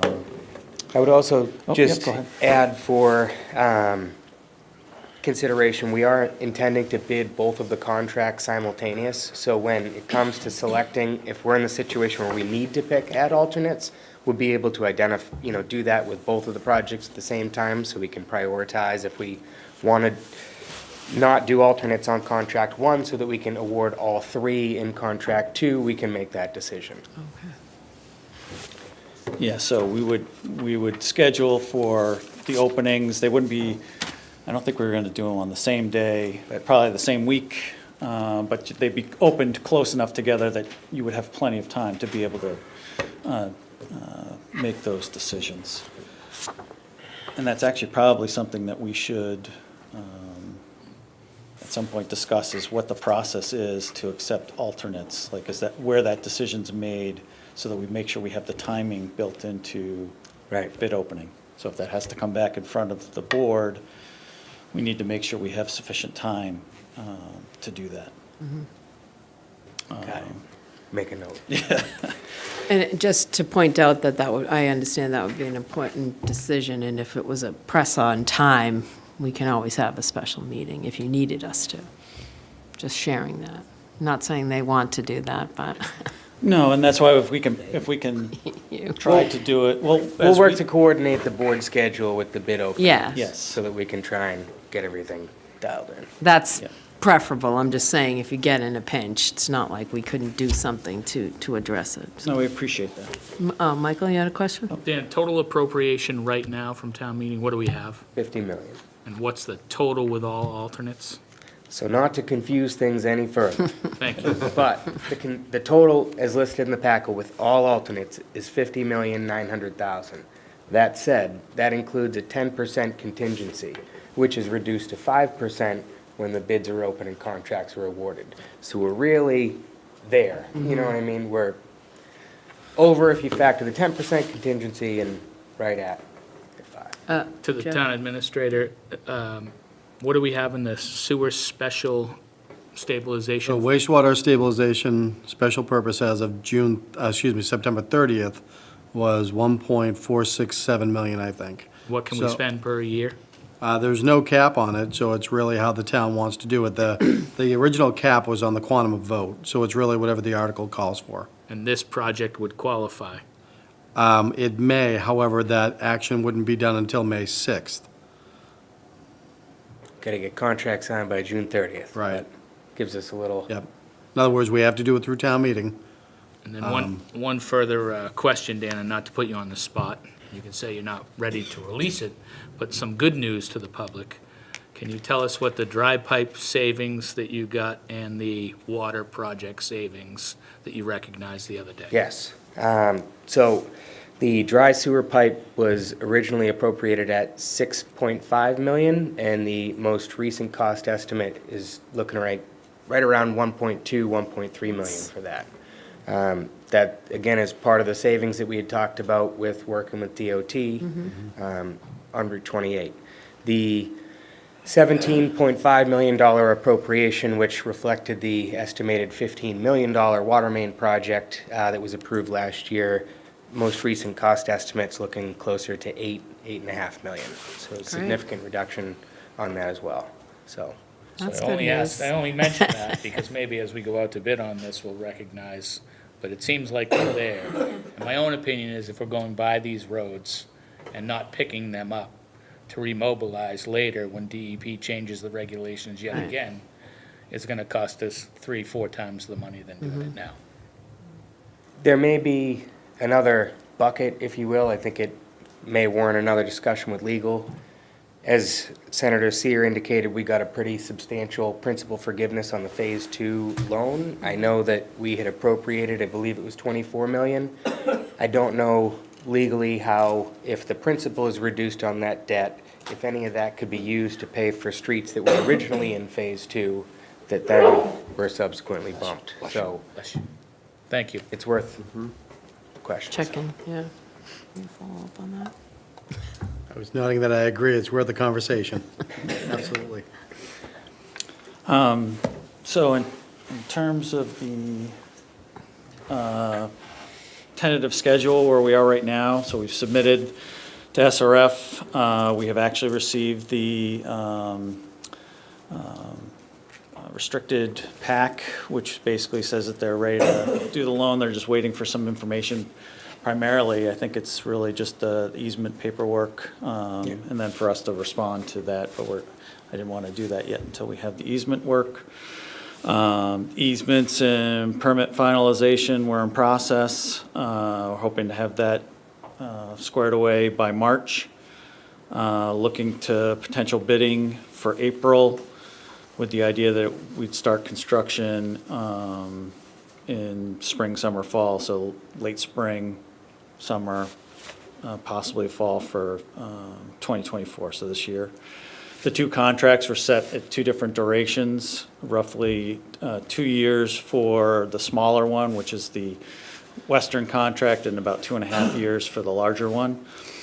And then property letter, connection letters would go out under your sort of standard process right now, which is basically after project's complete, been approved by DEP, and then I believe it's, 2 years, I think, that you have to connect with the considerations for what the board had mentioned earlier about variances and extensions. And so what we are anticipating doing in more detail is we have a February 13th meeting at 7 PM to go over what the construction contracts are looking at right now, how we went through and identified sewer service and type, so how we made basically that map and how we laid out the plans. Information about how sewer stubs were located and also how they get located during construction, and then what opportunities the property owners have to provide any input with regards to their connection.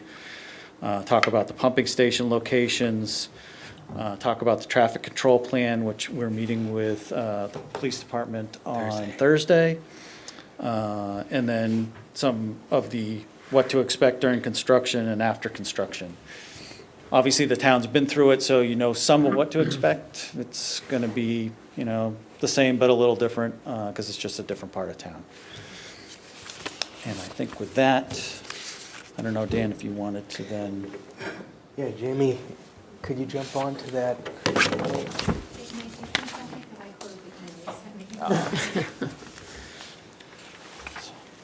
I guess we could deal with any questions while Yeah, that's and coming up. I guess I'd also just note the $50.9 million, as Senator Sear said, projects for 2024 are going to receive the 25% principal forgiveness. So that's a huge win, you know, for Phase 3. Right.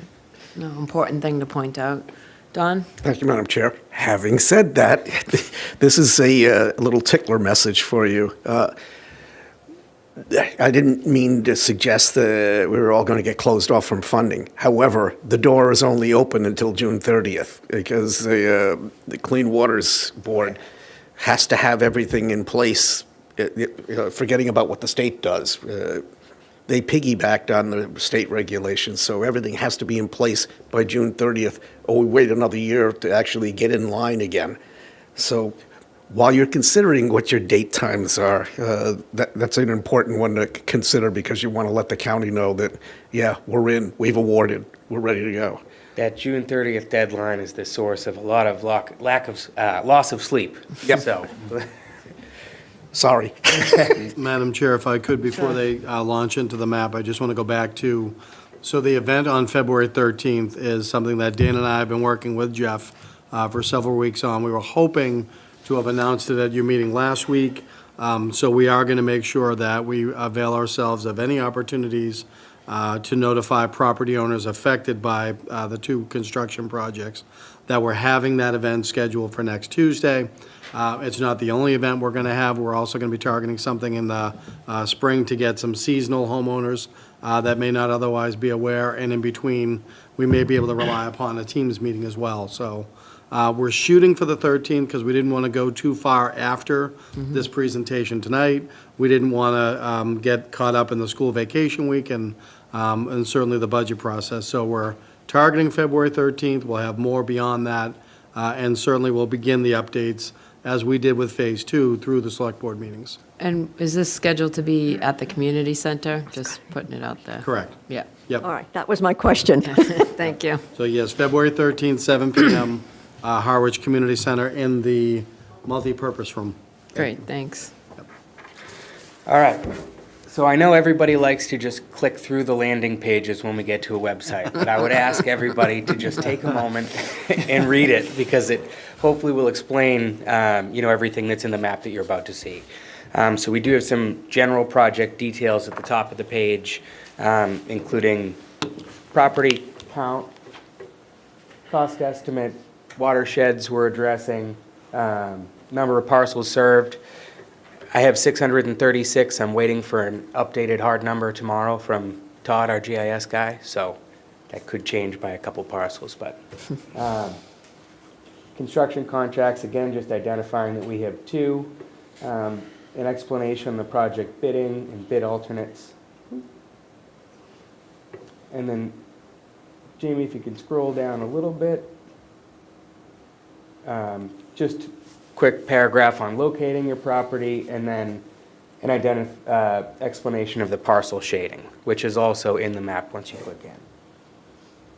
So you can click right in now. Sure. Thanks.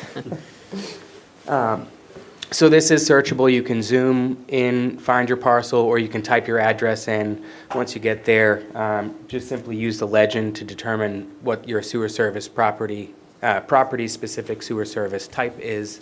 There's also boundaries that will show up a little bit better on a computer screen that identify which construction contract you're in, which sewer shed you're in, and also if you're in an ad alternate area. So this will hopefully answer a fair amount of questions for people. And do you go to the water department for this site, or do you? I have not posted the link. I Okay. just got it was updated at like 5:30 this afternoon, so I will be getting a URL over for the town's website, Okay. and I will also post on the water department's Great. website as well. Thank you. Great tool, That's all I Dan. got. Yeah, Great tool. it's a great tool. It's a great way to get that information out too for, tell people, check that out, and also the meeting, and then I'm hoping additional to, meetings. this will ultimately evolve into a map for the rest of the whole sewer project. So people can go in, search, see what phase they're in, what years they're expected to be constructed, hopefully answer a lot of questions. Yeah, well, that's great. It's excellent. Any other questions on that? Any additional questions for, no? Nobody has any? Okay, Hearing none? I think you're good. Thank you. Thank you so much. It's a lot of hard work, so we get it. You guys make it look easy, but there's a lot that goes in it, so thanks. Vote to designate the in-person, the item D. Here comes Emily. Yeah, Emily. Well, Emily's coming up. Good evening, Emily Mitchell, Town Clerk. I'll be brief. I know it's been a long evening for you all. So the state law currently requires towns to offer in-person early voting for all state and federal elections. So this evening, I'm asking you to set both the in-person early voting hours and location associated with the March 5th presidential primary. The law really sets the parameters. You are required to begin in-person early voting on Saturday, February 24th, and to end in-person early voting on Friday, March 1st. For a community of our size, the law requires 6 hours to be offered on that weekend, so February 24th or 25th, and then for us to offer that during our full business hours that Monday through Friday. So you're sort of limited in your flexibility. I've recommended that we allocate all 6 weekend hours on Saturday, February 24th.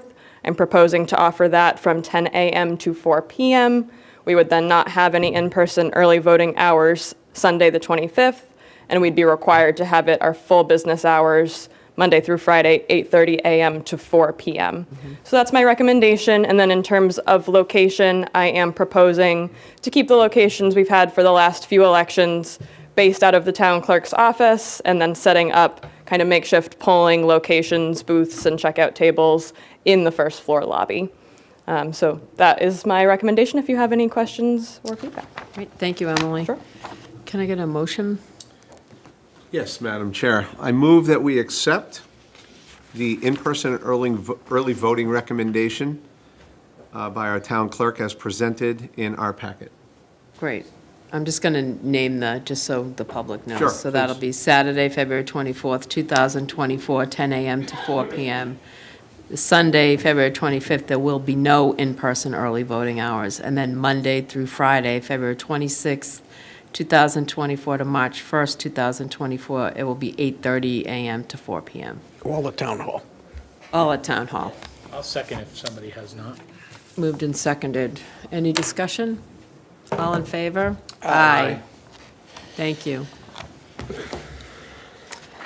And then our discussion on the proposed river herring harvest. Good evening. Good evening. It's been a busy one for you. It has. I'm Brad Chase. I work for the State Division of Marine Fisheries. I live here in town as well. And Don is the new Department of Natural Resources Director. Yep, Director of Natural Resources, the Shellfish Constable, and the Assistant Harbor Master here within the town. Pleasure to be in front of you. So Dawn and I discussed it, and I guess I'll give you a quick summary. We were here a year ago with Heinz Proft, Yeah. proposing a river herring harvest based on a approved river herring harvest plan. And so last year the discussion was to wait a year to see how things went. The run was at 291,000 last year. This year went up to 529,000, so it increased substantially. And so it's really the choice of the town of Harwich, if you folks want to have a harvest, and when you want to have a harvest. Don, I think, wants to describe a situation where he feels that it'd be difficult to implement a harvest for this coming spring. At the same time, it's a choice of the Board of Selectmen. I think from the Division of Marine Fisheries standpoint, we'd like to see a harvest at some point. We think it'd be good for the residents of the town of Harwich, but it has to be feasible, it has to work. Sure. So we're here to support whatever the town would like to do, to answer questions. I did provide a presentation last year. I don't know if you want to do it tonight or if you just want to move things along at this I point. think we'll just move things Yeah, along. Yeah. okay, so I think we could answer questions. One proposal I'd like to discuss is the consideration of having the town establish a herring commission. And that would help, I think, Dawn in the future, it would help the whole idea of having a harvest, managing a run, maintaining a run. And many towns have this. Sometimes there are multiple town commissions. I think it would be a good tool for the town of Harwich, so I'd like to see that discussed. And I'd like to, hear from Don as well on his thoughts. Sure. I feel like it's asking a lot for a 2-month period to move ahead. It is, to say the least. I like the aspect of it being a tool, for the future. I think what's necessary for this department is not just, a tool that we can go and purchase. It's not another chainsaw, but it's a structure, and the bones to what the department needs. We wear many hats in my role. We heavily in the past have, focused with the efforts of volunteers and volunteer work. Currently, to this standing, there's only one part-time volunteer within the department and myself. So be able to take on something as delicate as the herring runs are, it's something that shouldn't be taken lightly. You need good structure to be able to push ourselves, forward in the right path.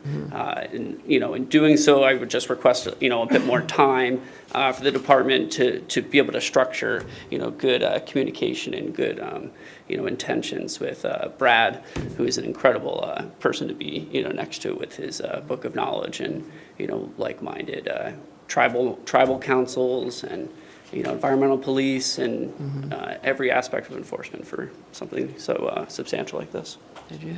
Joe, did you want to make? I did. I wanted to follow on the director's presentation. Don and I met a few weeks ago to discuss this. I asked him his recommendation. It's exactly as he's presented tonight. And the thing I would want to bear out in support of our Director of Natural Resources is that not only is Don following a legend and someone that built the entire system, but with the retirement of Heinz Proft, many of the volunteers, except for one or two, have also retired. So it's not the same structure that we inherited, certainly not that he's been able to build on. So to time this with that I think would be unfortunate. With regard to the herring commission concept, certainly worth analyzing and presenting. I don't know that it's covered under the topic tonight. I wasn't aware of that part of it, so you might have to have a more definitive conversation about that, but I want to put out there that I support our director and his recommendations, just given where he is right now with the department and the operations. Right. No, I read your information, and it sounded like it was a lot to take on at this point. So do other board members have questions, comments? Michael? Yeah, thank you. Thank you, Don, for being here and for your memo. Brad, thank you for all the work that you've done on behalf of the town of Harwich. Really, there's very few communities that have this ability. So, we had a pretty in-depth conversation with Heinz and Brad last year. I'd kind of like to know, even if it's a pilot for a month with limited hours to gauge interest. I guess really the question in bold here is how do we get to yes? Sure. I don't want to just keep pushing this off a year after year after year after year. So what are we going to do to get volunteers or get you the help without throwing another employee at it? Sure. How are we going to get to yes? So I think it's a plan that's presented abruptly between now and this season. I think that if it were to be something that were to go forth now, it's a recipe for disaster. I think setting the example for bordering towns and being able to start the conversation with bordering towns to be able to work together in an effort like this isn't just a Harwich project. This is teamwork coming together, you know. So I think that those pieces haven't been put together to my knowledge. I think in the efforts of putting together a commission and us, you know, sitting down and discussing more in detail, I think that that's what is going to get us from not just pushing things off, but an answer. And I, more so than anybody, want, you know, a sustainable harvest, but it takes a strong community to be able to have a strong professional execution of a plan for something that's in nature. So. Go ahead. Just to further, you know, one of the suggestions that was made in the packet was to only concentrate on the West Reservoir. Sure. And I'm definitely a fan of not opening up every run and having to have commissioners or volunteers at every run. Sure. And then the policing part of this is interesting because we always did police that herring run. So I think some of the structure is already in place, and you cited some environmental concerns and being good stewards. I certainly would support at least the attempt to try and get open for a limited, even if it's 2 weeks at $1 a permit, at the West Reservoir to get something off the ground instead of waiting another year. Sure. I did talk to a dozen or so residents today in regards to it, and they said, you know, they'd be happy to volunteer. One of them happens to be a tribal member. Great. Sorry if you're watching tonight and I'm offering you, but there are people that I think really want to see this happen. How many, who knows? I know as a kid, collecting herring and going down to Red River Beach and fishing was a very popular thing, and there was a fair amount of people that did it. We don't have that level of beach fishermen anymore, and the more people that I talk to from the older generation, whether it be food or fertilizer or whatever they may use it for, they were pretty excited about it, and certainly by some of their levels of even walking, I don't think that we're going to get a whole lot of problem out of that. So I would encourage you to, as quickly as you can, work with maybe some of the other surrounding communities, and for this board to work on getting some volunteers so that we don't let this go on the wayside. It'd be great if Harwich was the first town on the Cape that did this, and I do agree with you, we should do it right or not at all. Yeah, it's a risk and reward. You know, I think that this is what this is. But on a low level is where I'm going. I'm not saying let's open all the runs, let's not have the environmental pieces that you're concerned about. Let's open this in one location and see how it goes. Yeah. Can I ask a question, Mike? Are you considering for this coming season? I'm very interested in it, but I don't think I have the votes for that. Right. And I do certainly respect Don's, Right. where Don is with volunteers and Joe's recommendation as well, so. And that's my position. I'm disappointed we can't make it happen this year because I think we have the fish, but it's Dawn's first year. You've got a lot on your plate, so I really understand that. I would suggest, if people think it's a good idea, to maybe have a one-day opening to let people have some fish to cook. And I know my staff would be happy to help out and just, you know, have it like a celebration. Have a one-day event where, you know, you cook some fish and feed some people and do that. That could be a step. A partial opening for a couple weeks with a permit structure to get it done in 2.5 months, that's a lot for this year. But, you know, a celebration and then maybe some discussion on having a herring commission developed is probably a good idea. Michael, you good? I just wanted to ask Joe if I could be a selectman and a commissioner at you the same can't. time. or We're that's voting that down. against the No. bylaw. And do we get badges? Yes to the badges. I want to as well, but I can't work with the state. And then just real quickly on Brad's, if we did manage to put together a one-day celebration, I'd be happy to donate my time and find as many people as you want for that Yeah, I day. appreciate that. That's the effort that I'm looking for here. You don't want him cooking it, though. Didn't say cook. Don? Thank you, Madam Chair, Madam Chair, and decals for his truck, too. Don, you weren't here for last year. I was here in the early 2000s when the census was going down, down, down. And just so you understand, this is a legacy for the town. And Michael, I'm totally supportful of what Michael's saying, is that, just so you understand, we incurred the wrath of the state by closing down the runs when the state asked to keep them open, because we were really concerned about the long-term viability of them. So we did that. I still remember Sid Ziegler talking about sending the police over to arrest the environmental police if they did anything to open them up. But we are good stewards of this. And two things come to mind. First of all, whatever we can do to get them open, because it's responsible now. The census is going up. We're in a position where we can do this stuff. I understand that it's tough on you, but so you have to plan on this is going to happen, whether it's this year for a little bit or next year full bore. Sure. It's going to happen, number one. Number two, I'm just letting you know how I feel right now. Having experienced this from the very beginning to when they got closed to now when we're talking about opening them, I'm not a big fan of a commission. It was really because it was a political discussion with the Board of Selectmen at the time that we decided to close it down as a responsible action. And I'm not sure that I want to cede that authority to a commission of some sort without seeing how that works. Because the board's really been on top of this through the years. We had opportunities to open up the run too, but we decided not to because it didn't look quite good enough at that point. So I don't want to be glommed with the other communities. We've actually been at the forefront of closing and now trying to open. Sure. And I think that also fell along with the, the overall plan of my predecessor and, in the situation of where we're at as a department as well, and it's, we have to walk before you run. And right now the department in the time period is tying its shoes, I think that this is a huge undertaking and one that is so important, to residents, to the history of where we stand. And to go in it as maybe a one-day opening or a celebration, I think that it can be beneficial, but it also can show a lot of indecisiveness and a lot of reasoning behind no structure to the enforcement. If we don't have any way to answer the first question that comes our way, this conversation that we sit next to Brad, this is one of two conversations since I've taken on, so we haven't. The process is just starting. We're just stoking the fire, between the two of us, which is good that we're here now. It's good, and we need to keep having discussions. Sure. I will say the plan took 3 years to develop, Mm-hmm. and it was pretty well vetted.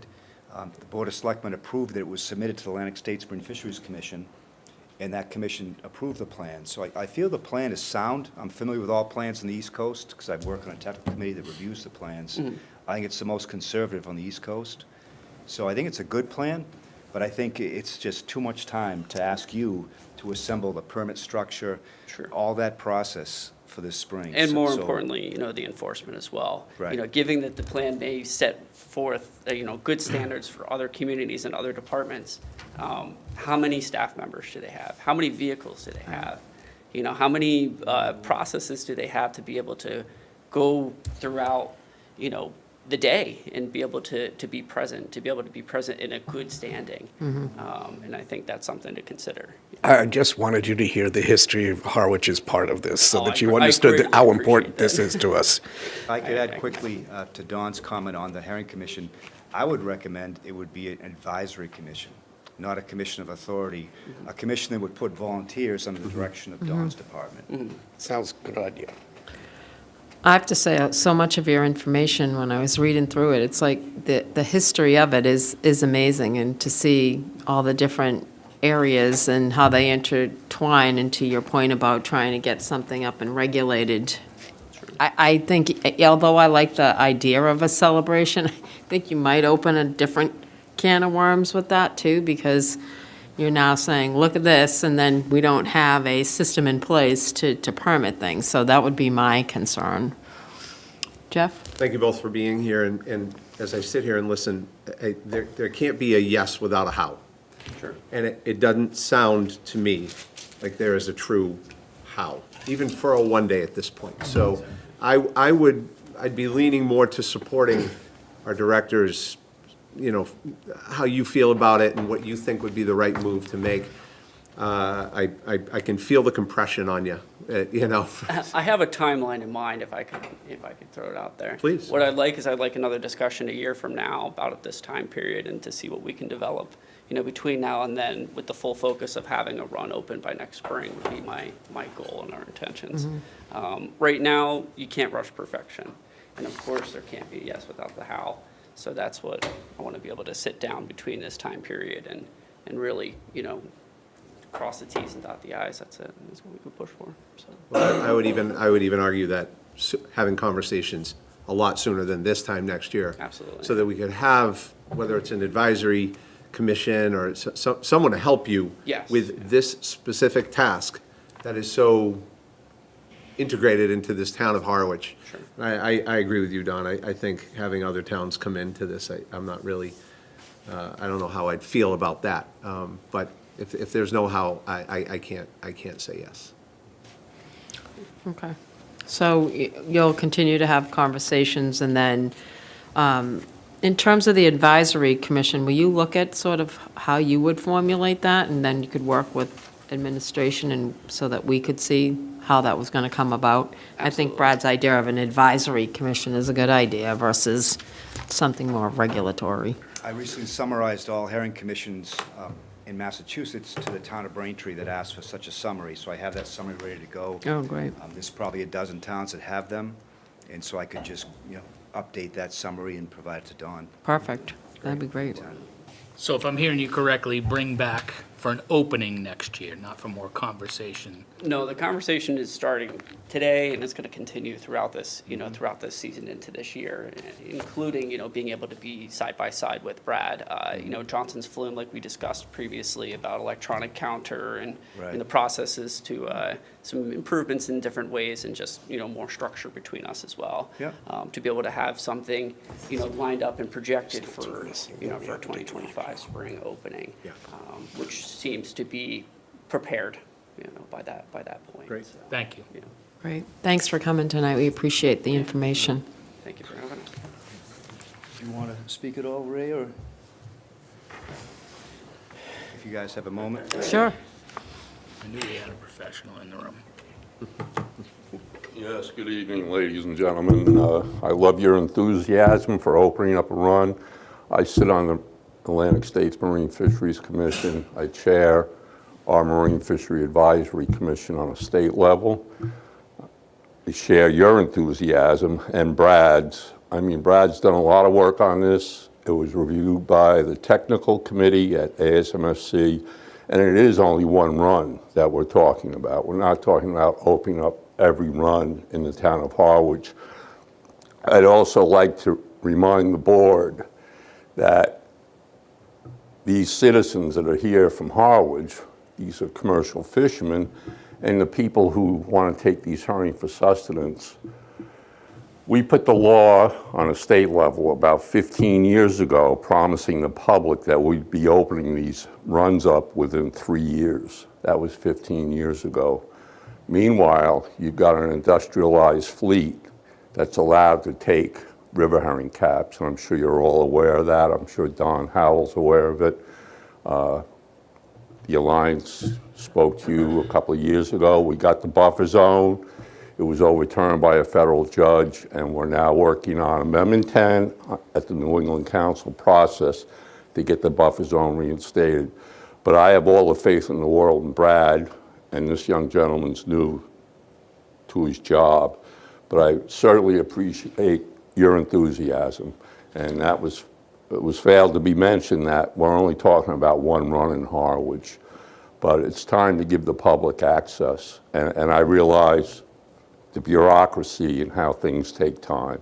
So hopefully these two gentlemen will be able to keep this ongoing conversation, so next year he can come back and say, yes, we have something in place. Brad and I have kicked this around. I guess this particular run is gated. The road is gated. Can be, yeah. Or it can be. You've got cameras, pro cams, you've got enforcement, and I will talk to enforcement to make sure they're down here. And also, when we spoke about this, you know, river herring don't run every day. One day you'll get a charge of them, and the next day you get a few of them.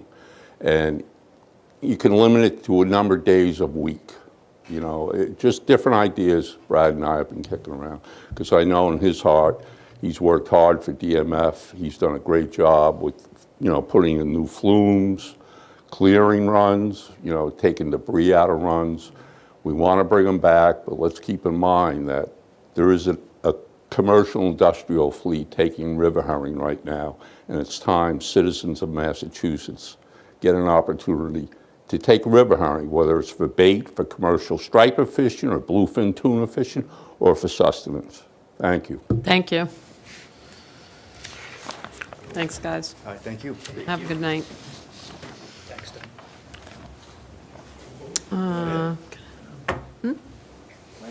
Oh, sure. Sure. I'm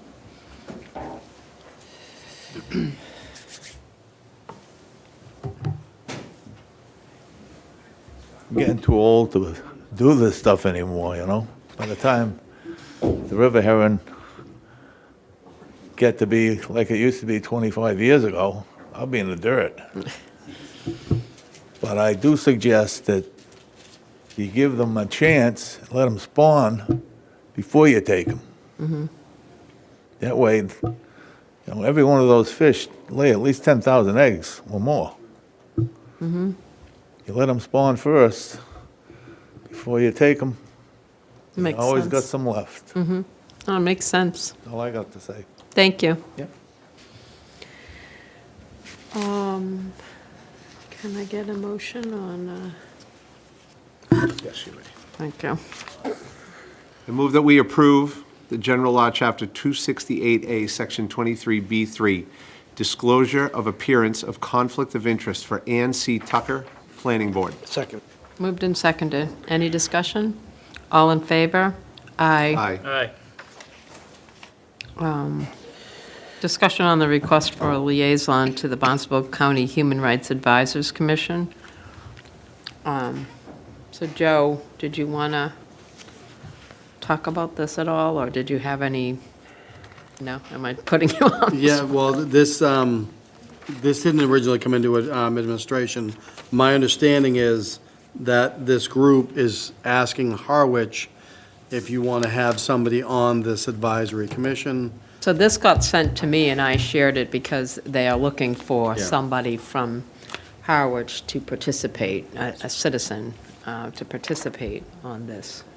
Don? Thank you, Madam Chair. Can I add to that conversation? It's kind of important to us as a town because Ray Gottwald, who was our Assembly of Delegates representative, this was an issue that he pushed for to establish this commission. So we have direct ties to this. It would be really nice to make sure that we continue those ties. Right. So I guess the question is to the public, is there anybody interested in this role in the Human Rights Commission? And you can find the description. It was in our packet. Yeah, it's here. Trying to Function as an informational conduit between Yeah. BCHRAC.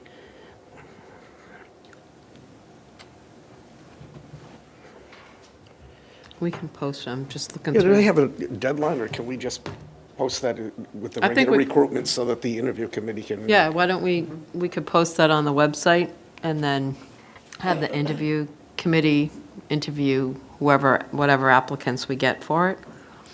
And so I guess we just need to be clear that that's the committee they'd be applying for. Okay, so Joe, will you follow up on that and getting that posted? Will do. Thank you. And then a vote to direct the real estate and open space. Can I get a motion on that? I move that we approve to direct the Real Estate and Open Space Committee to evaluate 172, 178, and 246 Queen Anne Road for possible disposition. Second. Moved and seconded. So I'm just pointing out in the packet that if we were, whatever real estate and open space comes back to tell us, we need to do more in terms of town meeting, et cetera, the way it was turned over to the town. Okay, so moved and seconded. Any other? Yeah, Michael? So, thank you for putting this on the agenda. Real estate and open space is an agenda item for this on January 16th. So I guess to the town administrator, once they put their recommendation in, based on how I read the memo, you have to circulate this to the departments in town to see if anyone's interested or not. We don't have to do that. I know we did on the last one we sold, that's why I'm asking. So my understanding is these 3 parcels, for you to refer them to Rios, they can recommend disposition beyond current. Current disposition is that when these were approved by town meeting, they were given to the select board for open space. So if they recommend to you that something else be done, you'd have to go to town meeting. What, is there a step, though, sorry, thank you, that's how I read it. Is there a step that you have to then put it out to departments in town? I guess I'm a little anxious on this because of the lack of time between now and town meeting. And obviously, we did 1.5 million on the last lot that we sold, and there's very little industrial land and business growth, and these 3 lots would lend to that. So is there a chance of getting this on town meeting floor if they act quickly?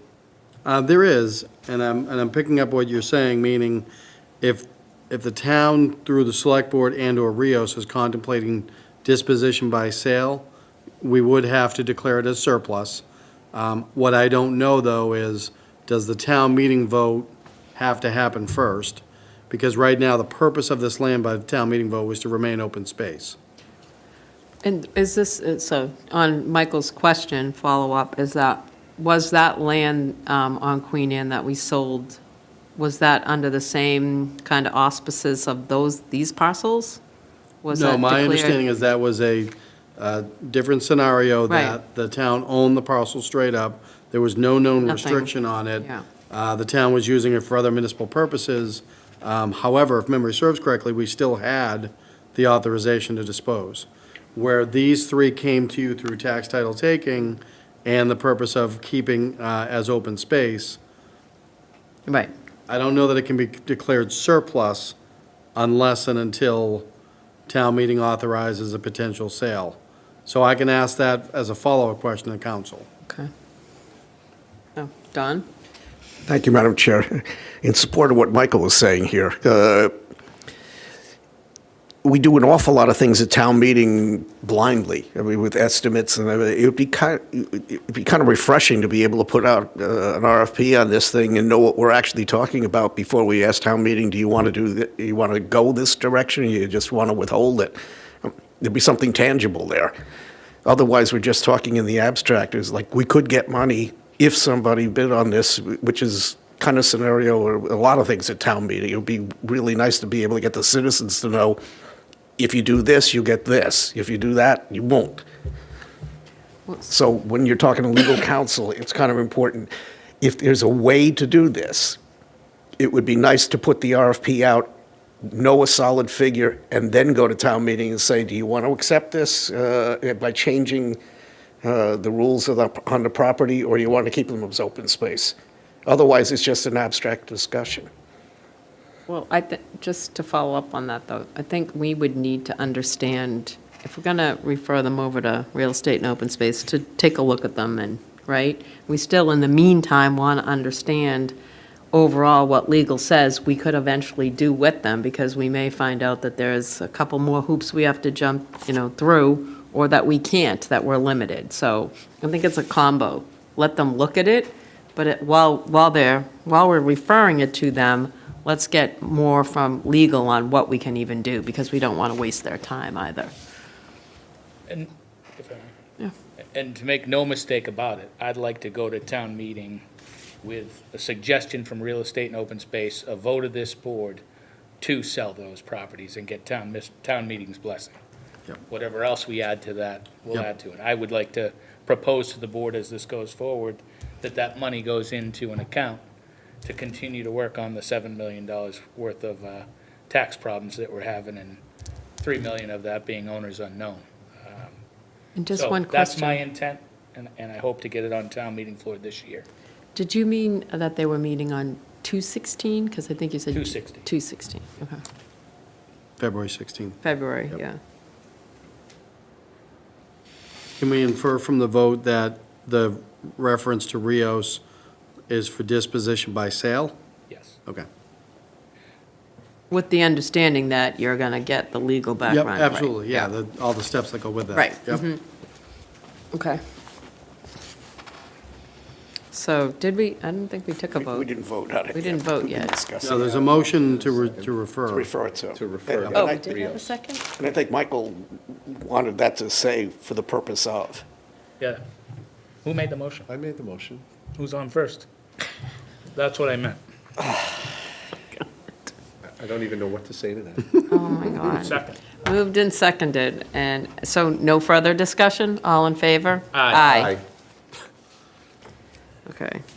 Old business, discussion on land of low values. So I brought this back. This is about an auction, and Joe, I'll let you go ahead and describe the overall process. Well, I think it would be fair to say that there has been discussion amongst town departments and also discussion with members of the board, or a member of the board, I apologize. And I do not have anything in my packet, so, Well, then I can do an overview. So I had a conversation, I think Mary, prior to her leaving the board, had some conversations. I think staff has some, I shouldn't say, I don't know the right word to say, but some limitations currently in dealing with some of this in terms of what we think it entails in terms of having an auction and what others may think it entails. So the information in the packet is supposed to be to get a feel for this land that we're talking about and whether or not it's worth having another auction. We had an auction, I think it was 2 years ago. I'm just looking through my stuff. So, what? What's the matter? He was looking for something in the Okay. packet. In any case, the question is whether or not we want to move forward with land of low value, or is this something we want to table for now? There's a particular 6-acre parcel that is wetlands, but, you know, for me, looking at it, I look at it that we've traded off some land in terms of wastewater and stuff, because we don't know, things continue to change, and if there's a way to save the land as a commodity, the overall value isn't high because it is a wetland, but it totals about 6 acres, and then there are some smaller parcels, and they are all listed. So I'm opening it up to board members for discussion. Don? Just as a point of information, Madam Chair, we already have voted to move forward on this, and we actually asked, and Michael wasn't going just as on his own. We asked him to go as a representative in furtherance of what we voted. And in order for us to back off and not do this, we'd actually have to have a positive vote to stop it.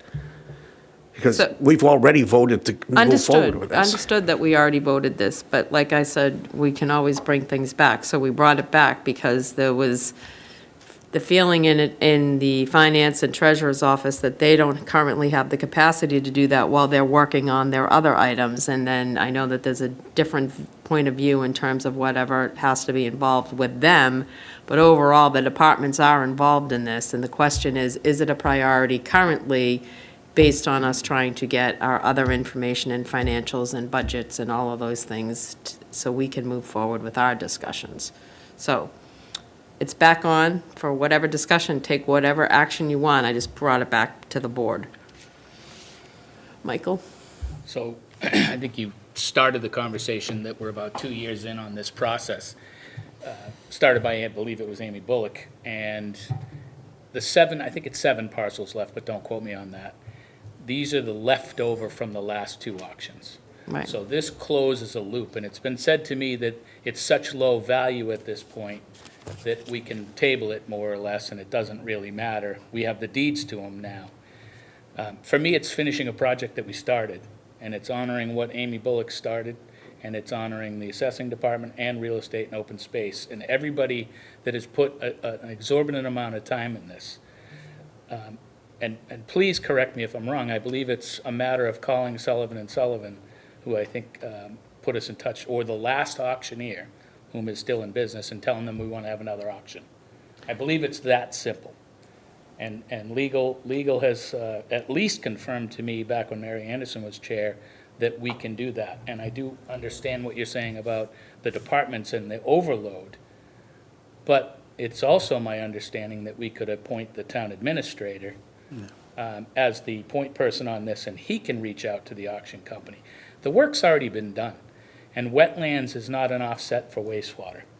So I contacted Larry Ballantyne, I contacted Dan Pelletier, and I contacted CDM Smith. Yeah. And the wastewater is not an issue on this because it was all based on developable land. I know that. Okay, so I don't understand how we are here, and I believe my request started 8 months ago, and we have not pulled the trigger on something that we've already voted. Whether we're gonna bring it back or not bring it back, it's been voted, and we should appoint the town administrator, and we should move forward, in my opinion. So for clarification, I became the chair at the end of October, November. This was given to me after you had looked at it and Mary had looked at it, and then I vetted it because that was really my first exposure to all of the information and the request for the auction and the different feedback from departments. So in fairness to myself, I've been involved in this for 2 to 3 months. Some of them involved holidays, so I will say 2 months. And here we are having a discussion, and I did put it right back on an agenda to have this discussion because there are different points of views of how to move forward. And to me, although we voted something, I'm bringing it back to the board because there's differences of opinion on how and when and why. So that's why it's back on the board. Yeah, Michael? Just for clarity, my statement was that we were 7 months of me asking for this, not that you've helped me No, out I for know. 7 months. I'm just clarifying. 7 months of because us it waiting to sounds- finish a project that's 3/4 done. Well, my point. Awful lot of opinions floating around about how we got to where we got to. But what we got to was a board vote on what we were doing with a tremendous amount of work from several department heads and a committee that has done an exorbitant amount of work on this in general, the topic. And I'd like to move forward with it and make it a priority. Because the board did priority all of this in another meeting where we made priorities on owners unknown, land of low value, and back taxes. So I'd like to move forward on it. I'd like support of the board tonight to do so and have the town administrator be the point person to move forward. I feel we've already voted on asking him to do that. May I ask, Madam Chair, when was that vote taken? Do you know approximate date? About 3/4 of a year ago. So before me, I believe. Oh, yeah. Yeah, Well before. well before me.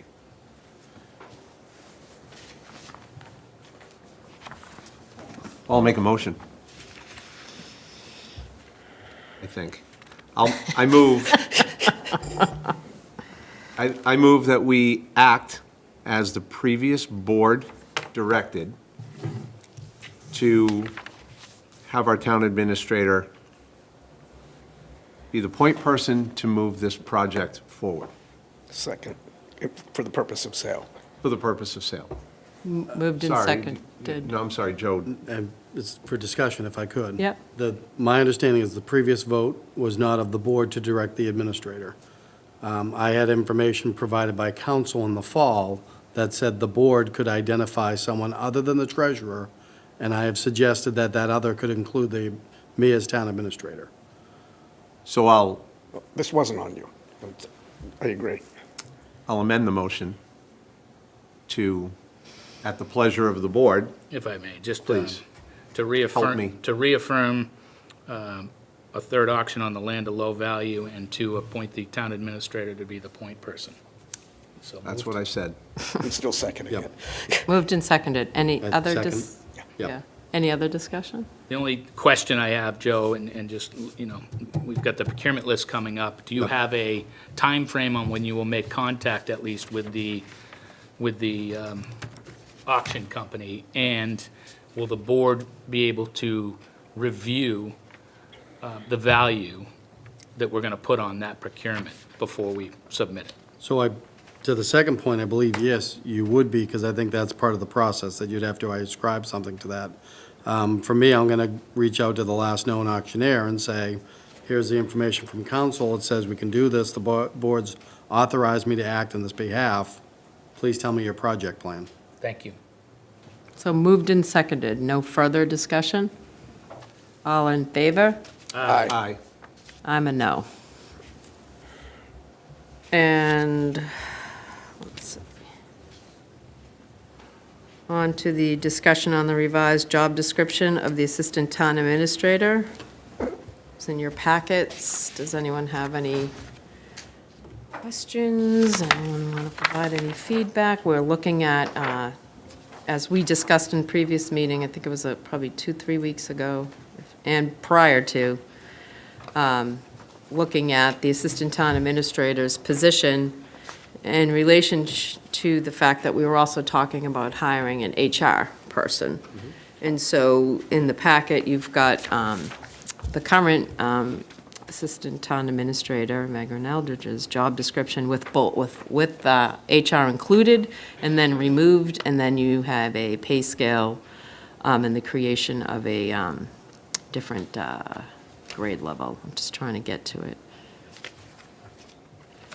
And so I don't know if anyone has any questions, comments, statements. Michael? I thought it looked great, with the assumption that town meeting passes the HR director. I don't see the compensation schedule. Oh, it should be in here. I didn't see it either. That's number one, and then number two, go ahead. So I believe compensation schedule is the next discussion based on which job description you pursue, because that would impact upon the recommended Oh, salary sorry, level. yeah, okay. So given that you have two, completely different scenarios here, one, not changing anything, and the other devolving some to some HR role. So if you have a preference of either option A or B, that will then, Okay, so you're next saying- week, have the conversation on compensation. Okay, so that piece was pulled then. Is there a preference, Michael?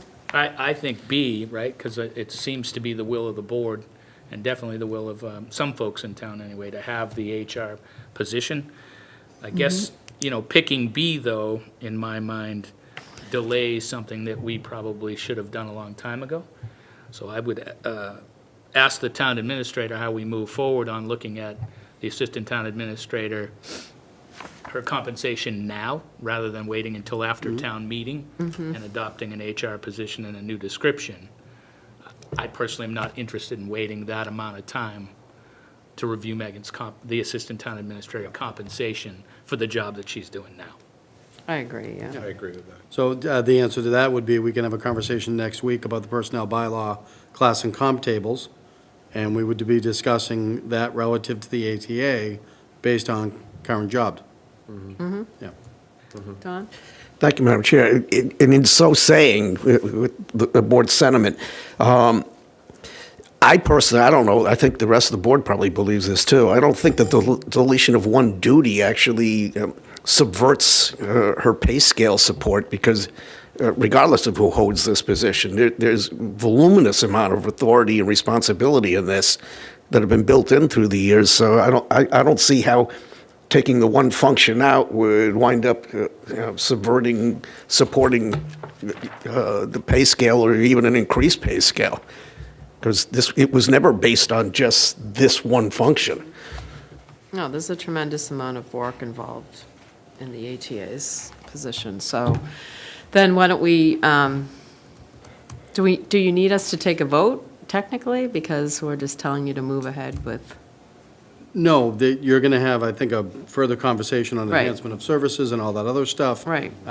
Separate and distinct, we're having a compensation conversation next week anyway, as it relates to personnel bylaw class and comp table for managers. okay. All right, great. Madam Chair? Yeah. If you could postpone, I will not be here next Monday night. I'll do my best to Zoom in, but where I'm going to be, I'm not 100% sure. Okay. So if we could push this off. To the 'cause it's common- 19th? Yeah, to the next meeting. Not trying to delay it, but I'd like to be Part of it, face-to-face part yeah. of the conversation. So we'll Is that on hold, the comp or the job description? I feel like, well, either one. I'm fine with the job description, I'll say it now, or even vote that now. But it really all hinges on town meeting vote, because if town meeting Right. doesn't vote Right.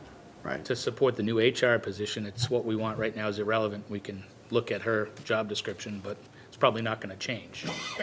So So you were making reference to the compensation conversation? compensation is Yeah. what I'm talking about. So we'll do comp on 219. Thank you. I only had one question, and it's related and to the town administrator through the chair. It's related to procurement, and in the new revised job description, it puts a lot of emphasis on procurement for the assistant town administrator.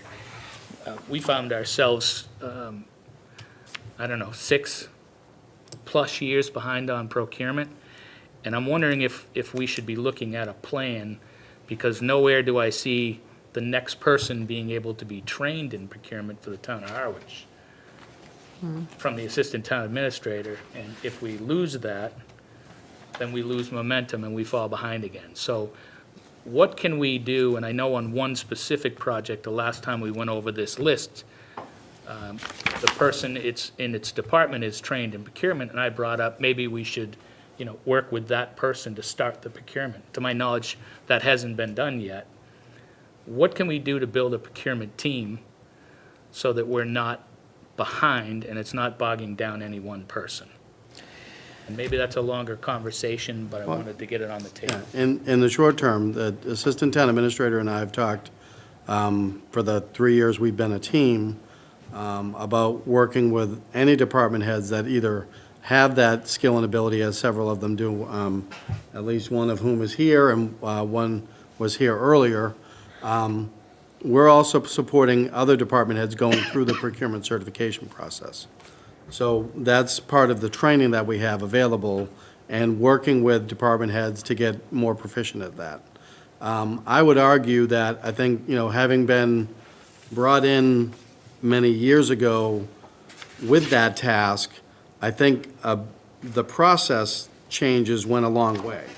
And so I think the plan should be that we all continue to support department heads growing under procurement ability, that making the commitment to allow them to go to those courses and get the certification.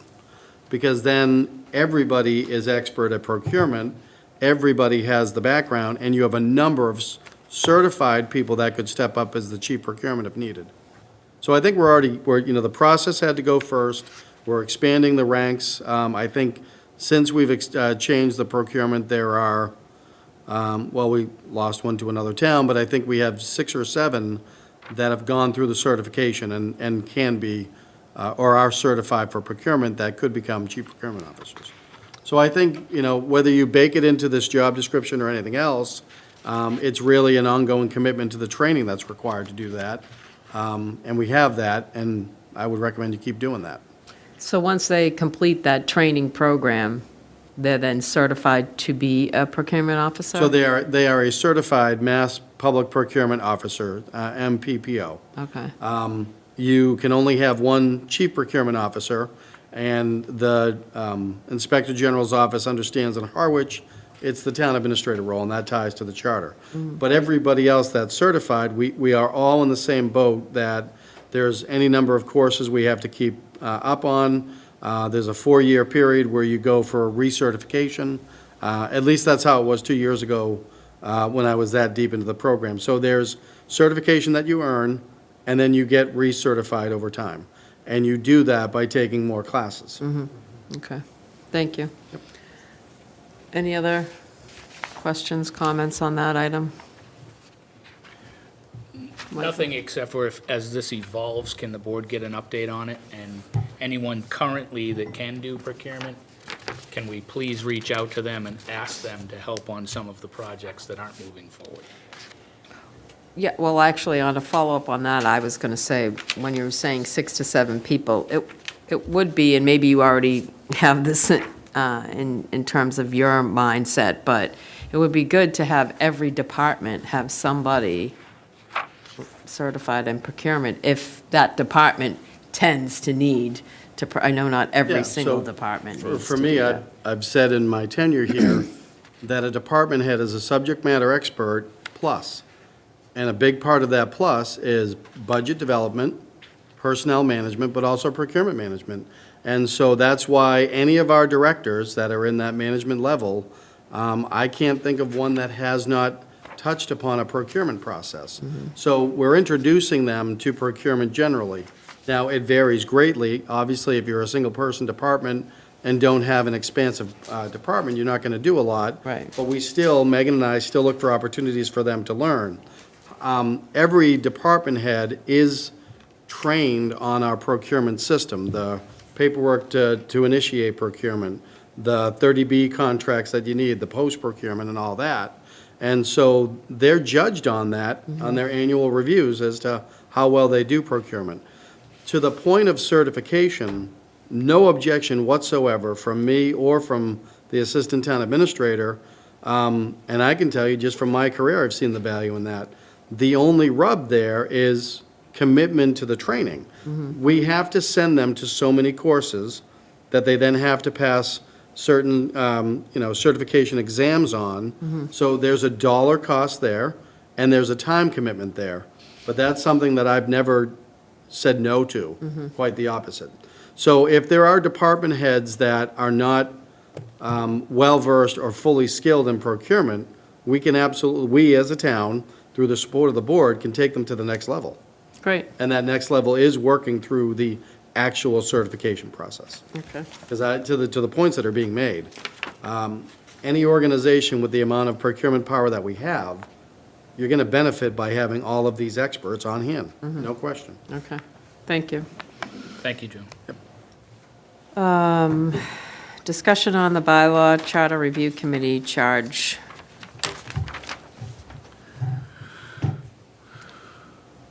Any questions on it? Any? Yeah, if I may, Madam Chair, there was I raised one concern at our previous meeting where this was up, under scope and responsibility. The Select Board shall submit all articles, so forth and so on. And I just didn't feel that was part of their scope and responsibility. I thought it was our scope and responsibility. Yeah, I thought we were taking that piece. So of- I'm just asking what the. Yeah, no, I recall that comment, and I'm just going to my notes on it, because I think I noted that was coming out. Other than that, I think it's well done. What date was that? You are on page. No, I have the charge, I'm just looking for my notes. Hi. Go ahead. Linda Sabula for the Bylaw Charter Review Committee. While I do understand whose responsibility it is to get something within the 14 days, we still feel pretty strongly that we need to have that in the charge, because that's something we're supposed to be looking for. So we feel pretty strongly about that. So we would request that it stay in. Don? Thank you, Madam Chair. In support of what Linda's saying, is I was the chair of that committee at one point too, and frankly, there were many years where nothing happened, nothing got referred at all, because there was no responsibility on the part of the board to do it, even though the charter said that they had to review this stuff. So I don't know how you want to handle it, but it's got to be somewhere that we're responsible for referring to them, because there is no mechanism other than that. On the Charter Review Committee, they wouldn't be in a position to know everything that would, because the articles get submitted. You know, either if they're petition articles, they go through the town administrator's office. I mean, they're frankly, it's hard to grasp on it, but technically, they're even supposed to be looking at zoning bylaws to make sure that they're consistent in numbering.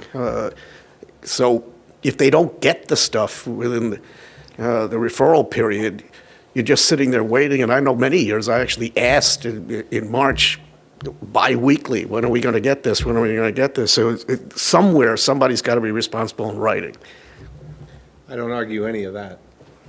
I think I went back and watched the meeting, and it appeared when that came up, there was a question of, I think it said 5 days at first, and then it got changed to the 14 days, if I remember correctly. We were trying to see if we could sneak that by. Well, and then you tried to sneak it by again this time, and I'm. It still says 14. No, I understand, but I believe in that meeting, you felt that it was not an unreasonable request from me, and I was fully expecting to see it removed because of how our interaction went, or the interaction that night. I don't, I'm going to agree with Dawn in that the only place that is written is in the charter. It's on nobody's charge. The Select Board does not have its own committee charge that's supposed to be doing this.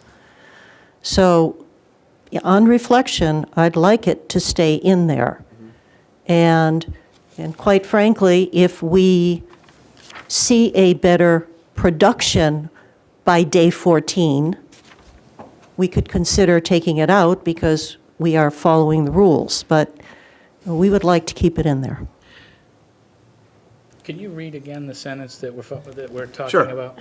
So under scope and responsibilities, I'll read the whole piece. All articles proposing changes to the charter and/or bylaws shall be reviewed by the Bylaw Charter Committee Review Committee. The Select Board shall submit all such articles to the Bylaw Charter Review Committee no later than 14 days after the deadline for submission of articles. So the hinge is, the Select Board shall submit all such articles to the bylaw within the 14 days. All right. And in keeping with all the other charges, there have been other things that this board has taken and removed, like housing advocate. Because it's not germane to the scope and the procedure, or the scope and responsibility of this particular charge. So in essence, we're adding a duty into their charge that somebody else already has. It's in the charter. Yeah, that we have to do it. And if I've heard you, and if I've heard you correctly, it has not been common practice for this board to do what the charter states it should. Correct. And I believe I said this at the meeting, I agree with you, but I still don't think that reaches the threshold of putting something into this charge. And that's all I'll say, I'm not gonna die on the hill. No, on that point, though, we've got other deadlines in our charter that are what they are. And, we've talked about how some of them really compress us in certain scenarios. I just see this as just, it's, to your earlier point, this is their charge, but they're assigning us a task. Right. And it doesn't really follow with what we've done in other charges. I can, while I'd like it to stay in there, Madam Chair, I can live with taking it out. Okay. But I will be on day 15 calling you. I don't doubt it. Day 15, I will be calling you and saying, where is? And I will say, Linda, thank you for that reminder. Yeah, I'm sure you will. Yeah, I would support removing it. I'm fine, I can live with that. And then I have one question. I know I brought this up last time. Shall submit a report to town meeting concerning any proposed amendments or revisions to the charter and/or bylaws. And then you go on to say, including the Bylaw Charter Review Committee recommendations. What do you mean by that? I think we answered that, I answered that last time, which was if there's a bylaw and/or charter change before town meeting, we would reserve the right to stand up, or not reserve the right, we would feel it was our responsibility as the Bylaw Charter Review Committee to stand up and say, we've reviewed this, maybe we had a public hearing on it, if it so entailed that. We think it's a makes sense change, and we support it and hope you will vote for it. Or we think it's complete hogwash, and we think you should not support it. That's the kind of report I'm looking to say, is that we think that that's our responsibility to tell town meeting that a committee has looked at these according to the charter, and we are saying we have looked at it, and we support, not support, we recommend you do this, that, or the other thing. So I would move that we strike including the Bylaw Charter Review Committee recommendations and leave the first sentence in. What's the first, what is, So read the shall- sentence? Shall submit a report to town meeting concerning any proposed amendments and/or revisions to the charter and/or bylaws, period. Okay, I don't see the point in adding the second line, because if you submit a report and stand up, you can give the report. This doesn't read right to me. okay, we So can I- take that section out as long as we're not taking out the giving a report to town meeting on a bylaw or charter change. Yeah, Okay, that's it for That me. was the other one that I had. Yeah, those two. Don? Thank you, Madam Chair. And to Linda's point, it's a charter responsibility. I mean, it was delegated in the language that they have to give a report, and it's very similar to what the planning board does with a zoning bylaw, where they're asked by the moderator to stand up and give a report. And Don't have a problem. I think it's Okay. covered in the first sentence. the part of the sentence, the last part of the sentence. Okay, so we're striking those two elements, and let's just be clear on that, so we could just vote this, Perfect. right? move to accept it with the deletion of the two sections that Michael referenced. Second. Second it, but by way of discussion, I just want to outline it for the public. Yep. Right. So under shall submit a report to town meeting concerning any proposed amendments and/or revisions to the charter and/or bylaws, stops there with a period. Right. Period. Yeah. And then the other one, it's the select board shall submit all such articles to the bylaw charter review committee no later than 14 days after the deadline for submission of articles. Struck. Those two things are struck. Struck, Okay. right. Okay, so with those two struck, we have a motion and a second. And a second. You do. Any further discussion? All in favor? Aye. Aye. And just one thing, who is going to get this for final form? Linda, you're going to write it and then send it? Well, I can just strike those and I'll send it back to the chair. Thank you. Thank you. Okay. And now our review of the ongoing project list is provided by the I'd like to express my gratitude for the size of the print on the sheet. Well, you can express it to me because I called and specified the font size. Well, thank you. You're welcome. I can actually see it.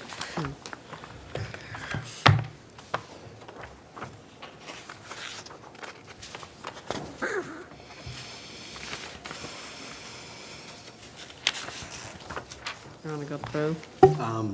Well, yeah, what I guess I would say is you can see the memo, the cover memo from the Assistant Town Administrator identifying where we are with the categories. 24% of the total projects on the list have been completed.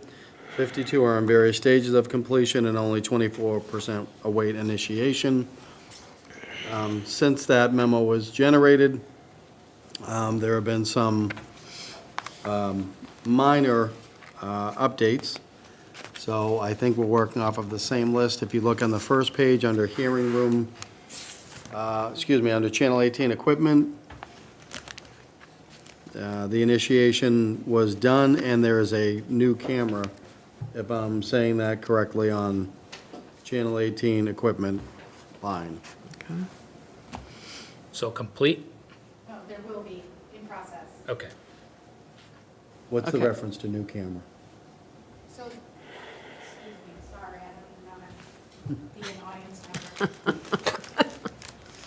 Jamie Goodwin, Harwich Channel. Just for clarification, that's a split article, so 47 and change should go Monomoy from 2023 annual town meeting, and 4,000 and change is for a new camera for this year's annual town meeting, which is in a cart. I just got to press buy now, so. Any questions on anything else in that list? Not from For me. me? Okay, thank you. Thank you. On that same page, next one, you'll see that the bleachers and fans changed from DPW to the community center, and there's going to be some more updates on some of those related to Public Works. I met with the director last week. The director and I are going to meet, this is Public Works, tomorrow to go through some more of the DPW projects, because I believe since the report was issued, if you go to the last page, The second and third from the top on the last page. I expect to get confirmation, I think I'm meeting tomorrow, that those are merely remaining balances, so then that would go to the effort that's mentioned in the Assistant Town Administrator's memo, and that I referenced in the budget, potential rebalancing for those, because it appears that the department is saying that there's a remaining balance and there is no further need as contemplated originally in those two articles. And that was item 2 and 3 on the last page? Correct, last page, so 2018, Article 10, HVACs, 2018, Article 9, boilers.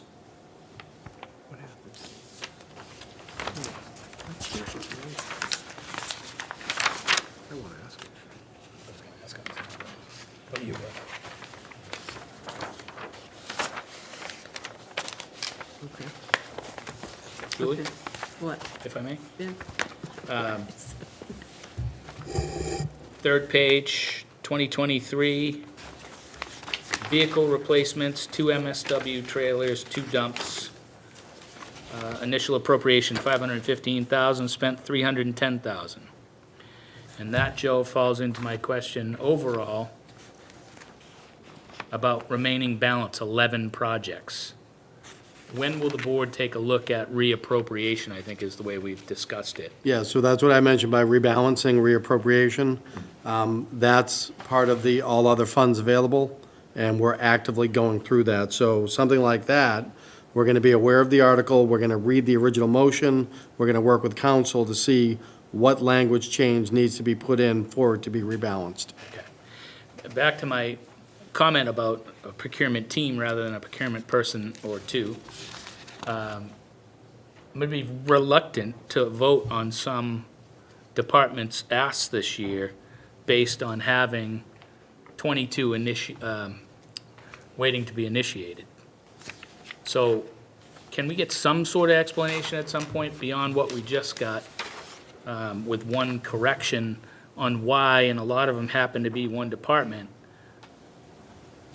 Maybe you're already addressing this with what you last said, but when these things are going to be initiated, and if they're not that important based on the age of them, when are we going to turn them back to the taxpayers? So to that last point, age is also factoring into the rebalancing. However, I think what we're finding in a lot of these awaiting initiation, and the one that catches my eye, is if you look at the bottom of the first page, there was a Heritage Trail project, and the next page is the Heritage Trail Boardwalk. So if you remember the original genesis of why we have this report, it was to make sure that we were not losing track of projects related. So those two are actually related to Harwich Conservation Trust. Right. So when we say awaiting initiation by them, there's probably a better way to catalog that. They may or may not go forward, that's CPA funds, and our conservation administrator is aware of it. So we're not losing sight of it on like 2 of those. I think there are a couple other examples like that where, quite frankly, over time, the original purpose faded out because of other changes, you know, to the ownership of the land or different things like that. However, I appreciate and respect and agree that we wouldn't want to be expanding this list right back up again on May 7th because of town meeting. So that's why I'm having these more direct conversations to say, all right, on awaiting initiation, I mean, if you count it up real quick, if there's anything that's 23, that's obvious. Anything older than 23 is not obvious. Does that make sense about Yes. next steps? Julie, only 2 more. Yeah, go ahead. 2018, Which page? Article 47, third page again, very bottom, Willow Street, which was given to the Housing Advocate.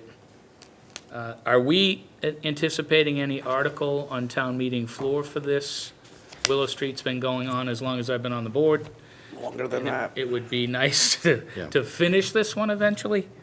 So are we any closer to that? We are. The reference to legal and not procurement is that Katie Klein had evaluated that next step and had come back. We're reaching out to the original surveyor to ask her questions.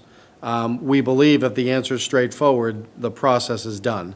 Perfect. But we're waiting to have that conversation. That's why it's a legal matter and not procurement. Thank you. Yep. Last question, same page, one up, two up. 2022, Article 39, Fund Land Research for Assessing Purposes. Original appropriation, 500,000.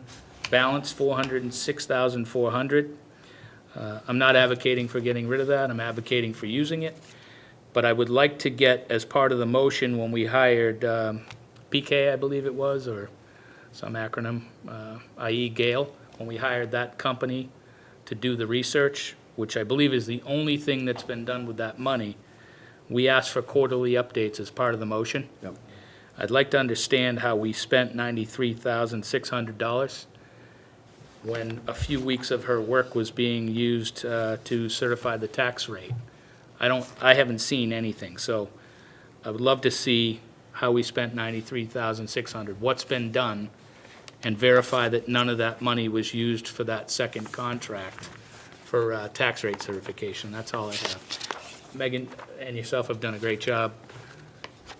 Only suggestion is maybe we could get rid of the ones that say complete to make this smaller. So we do, meaning, and Megan, excuse me, the Assistant Town Administrator is very particular about that. You will not see them again, but we didn't want to miss the opportunity for you to see that category. Great job. So they do come off every time. Thank you. And thank you for that. And I'll work directly on the Munis reporting for that other article you just mentioned. Okay, and if Joe, if Munis is in the same code that normal people can't read, can you outline it in actual words for me? Absolutely. Thank you. Well, I think I can. Okay. Madam Chair, if I may. Yeah, sure. Thank you. Yeah, Joe, great job, you and your team. I pulled out the July 24, 2023 one that you presented us and just checked it over, and you guys are, y'all are really moving. Thank you. We'll Yeah, pass- and thank you. Share that with the team. Yeah, and that's what it takes. And I just have two quick questions, and I think I know the answer to one. Bylaw charter analysis, awaiting direction. So that sits, I believe, still with the chair, trying to get a hold of Bob. And I have a call, I spoke with him today. Yeah. I have a call with him on Wednesday. And then my question for him, or whoever his counterpart may be, is how quickly can we get somebody in front of the board to talk with us about the information we have to share and how to move forward? Thank you. And then the second one, which is more of a procedural question on my part, Sand Pond Restroom Project, new building. So there is no active RFP for that currently. Am I correct with that assumption? Can you Sand direct me Pond- to the page real quick? Sorry, page 3, Yep. all the way down, 219, it's number 43 there. Sand Pond Restroom Project, just about all the way down. I think this is the one, because this is one we talked about, talked right? about. And it went out to bid twice, and there were no bidders. Right. And so then it was a question of how to do something on a smaller scale. I Is had there a- somebody ask me if that was going to be back out to bid, and I didn't know I don't know what the procedure is. We've got an active party looking to, Sure, so the anticipated threshold, so given that it's over 100,000, requires us to do those processes. So that's what we determine next. We're not giving up on this, but we would evaluate, okay, if we're going to do this again, it's that process all over again. So if we're hearing from the marketplace, because we have seen those changes over the last 2 years, if the marketplace is softening up and we think we'll get a response, we'll generate it all over again. okay. Is that what you're hearing, or? I'm hearing that there's interested Okay, parties. excellent. Yeah, so I think it still has to be the RFP process, because we do contemplate the entire value of that to be that dollar amount, plus the construction level that it is. So course. if we're going to do it, we have to do it that way again. Understood. And time frame to get that? So generally speaking, when we do RFPs, it's bare minimum, call it 6 to 8 weeks because of the requirements. It's a construction project, I believe. It's going to require central register and all of that. Very quickly, as a side piece, what Senator was talking about with the Municipal Empowerment Act, the governor is looking to ease those restrictions, so that's definitely one we'd love to see, because when you get to that level, it's arduous. Right. It's a slog. Right. So I would say, we want to think anywhere from 6 to 12 weeks, depending Understood. upon the marketplace. Okay. Well, thank you, and thanks again to you and your team. Thank you. I'll pass it along. Please. I had a question on the ADA sidewalks in Howard Center. 50,000, and I thought we already dealt with sidewalks, and unless I'm missing a section. No, and I think that gets to me, or either DPW. Can you tell me what page you're looking at? That's page 1, and it's like almost 3/4 of the way down. It's 2021. Yep. So anytime you're seeing sidewalks, first of all, the 2021, it was re-energizing, I think, what was done in 2017. Oh. And since then, the directive that required it is no longer there. And meaning, I believe the sidewalks are in compliance presently. However, I think it was also tied to another, there were,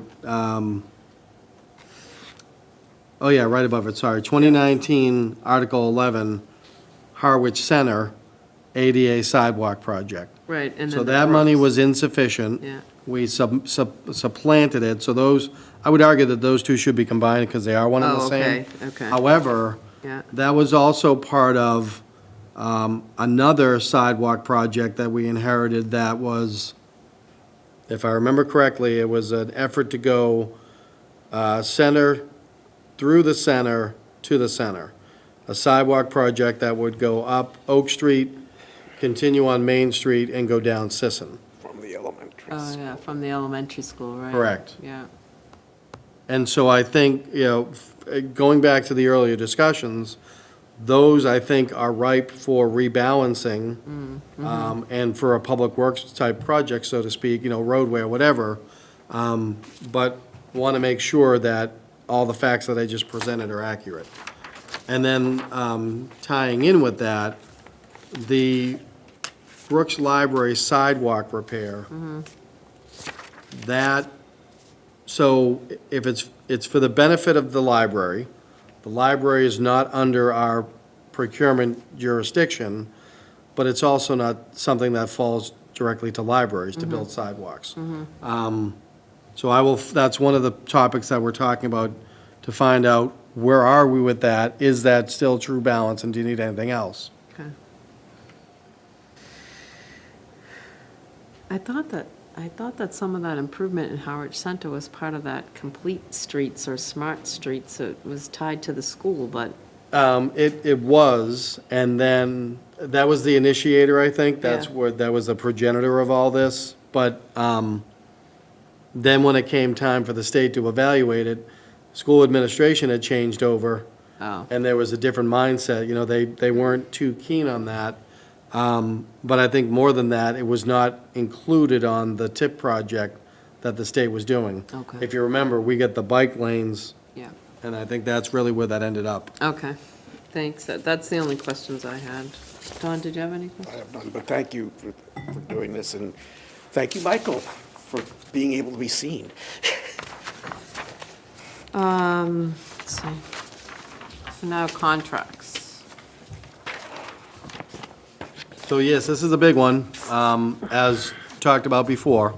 So I would definitely ask that the board approve the contract between the town and GHD Incorporated. Again, GHD, Jeff Gregg, working for Mark Drainville. They've been doing great work on our watershed management plan, but this contract specifically is to rely upon them as our engineers as we go into our next major contract, or sewer construction and contract. Please, please, please approve. Can I get a motion? Yeah, I move that we vote to approve a contract with GHD in the amount of $4,332,000 for construction phase services in relation to Phase 3 wastewater project. Second. Moved and seconded. Any discussion? Don? Yeah, we don't want to let the moment pass without giving this praise. Jeff, you weren't here for this, but the quality of the work and the output that we're getting from GHD is like head and shoulders above the engineering that we were getting before. These guys are are totally receptive to looking at anything and trying to figure out what's best for the townspeople, and the quality of this stuff is really good. So I think Dan found them originally with you, or? Griffin Ryder, actually. It was Griffin. Nod goes to Griffin. He noticed the work that they had done in Chatham. They do terrific work, Yep. so just wanted to say that. Thank you. Michael? Does this procurement go out for bid? I know that some engineering services doesn't have to go out to bid. So most engineering contracts do not have to conform with procurement. Because it's engineering services, because it's major construction projects. However, when the town evaluated existing engineering services versus others, I'm relying upon, and it was sort of what your colleague had just mentioned, we have an engineering firm that is solid in that area. They're tied well to us, so we could have pursued any number of other firms. Doesn't mean we would have gotten them, but given the intersect of what they're doing for us, it dovetails perfectly. But engineering services are exempt from the procurement standards. Thank you. Second question was, well, more of a comment. GHD has been great. They've done an outstanding job, so no reflection on GHD on my no vote tonight, but it's incomplete. We don't have a signature from the finance director showing approved funds, and we don't have a procurement checklist. So I have to vote no, especially without the finance director signing it, saying available funds. Thank you. So I was going to address that. So first of all, Dan confirmed for me at the end of his presentation, we had that as of 5:30 today. Dan and I were trying to get that well in advance of your meeting. And the other part I want to put out there is, we have sufficient appropriation for the 50 million, as the question was asked earlier. Construction services are an element of that. We don't have the funds yet because we're going to borrow, but everything under procurement and mass finance laws says subject to appropriation. So GHD is aware that we have the appropriation. They know as part of their service, they're going to help us when we go to the borrowing. So we do have those documents available. I wouldn't suggest you, if you're not comfortable doing it tonight, I don't want to freak Dan out. And I know that Jeff can report back to Mark, but we didn't get that information until today, and I know it was a dire, dire need of Dan's to get the contract in front of you. And just to that point, I have no objection to Right. GHD. Right. And no, nothing on Dan. Yep. But without an incomplete packet, and we've talked about this now for a lot of years. Yep. The procurement checklist isn't in there too, and that's not to make people do more work. That's for me. So it's a very easy thing to look at and then go back and balance it. Yep. So I'm not in any way against this, it's just not complete. Don? Thank you, Madam Chair. Might I suggest that we do hold off on this rather than taking a vote, because I feel the same way Michael does. That was a pitched battle that took a number of years, actually, to get to the point where we were getting that information, and I don't really want to give up that that's the way we operate. But no reflection on GHD, because they're like a godsend. Oh, looks like we have to hold because we would be, I don't know how you would vote, Jeff, but. Can it be put on next week's? So I just asked, can you withdraw the motion rather than have it defeated? Yeah. I withdraw my motion. It's not, it's There not was no going to second. compromise. No, there was a motion and a second. Don There said. was No, a, did he I? seconded have to it. withdraw. You have to withdraw your second. I did, I just. Okay. Thank you. Town Administrator's report, if I could do that, Madam Chair? Yeah. First, some great news. Again, this would have been announced last week, maybe with some punch, but very excited to announce that Natasha Line will be joining us next Monday as Executive Assistant to the Town Administrator and the Select Board. Very excited to have her joining us. She has a great background. Most recently is in Barnstable County. She has been both a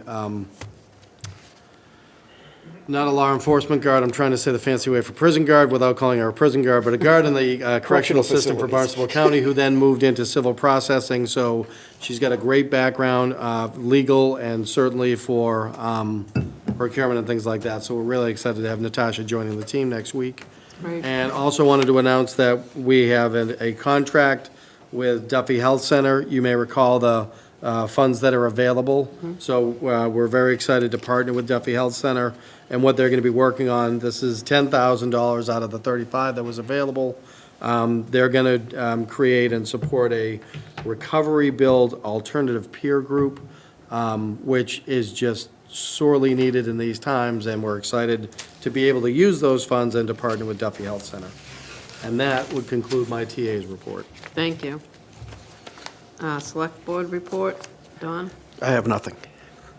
Jeff? I have nothing. Michael?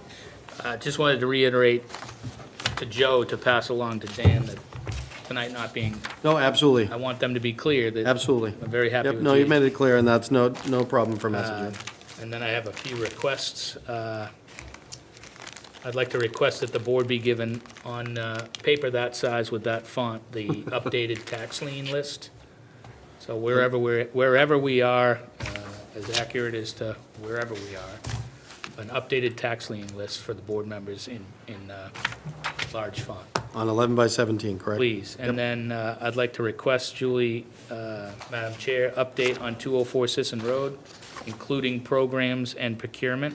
Can you send me an email on that, just so I don't forget? I will do that. Thank you. And then, I think it's about 2 years ago that I brought up the pickleball rates in 204 Sisson Road. I'd like to agenda that, because we have not gotten an answer, and on 2 occasions, they've been before us, acknowledged it, and then nothing has come back. I think is Eric, are they in front of us next week? I can't remember. You're talking about, can you? I don't think they were scheduled. I mean, fees in general, and then, the policy that, Julie, that we discussed on fee waivers and whatnot, I can Yeah, wait. I have to draft that, so Yeah, I haven't worked on that. I can wait on that, but the pickleball thing, we agreed to get back to the public with what it would be. And I want it to be clear enough an agenda item that I can make a motion. Because at this point, that's one lingering thing it would be nice to get behind us. Yeah, well, I'll follow up on that. And that's it. Madam Chair, motion to adjourn. Second? All in favor? Aye. No, I want to stay another. Aye. They didn't vote, so they can stay. Aye. All right, 4-0. Welcome back.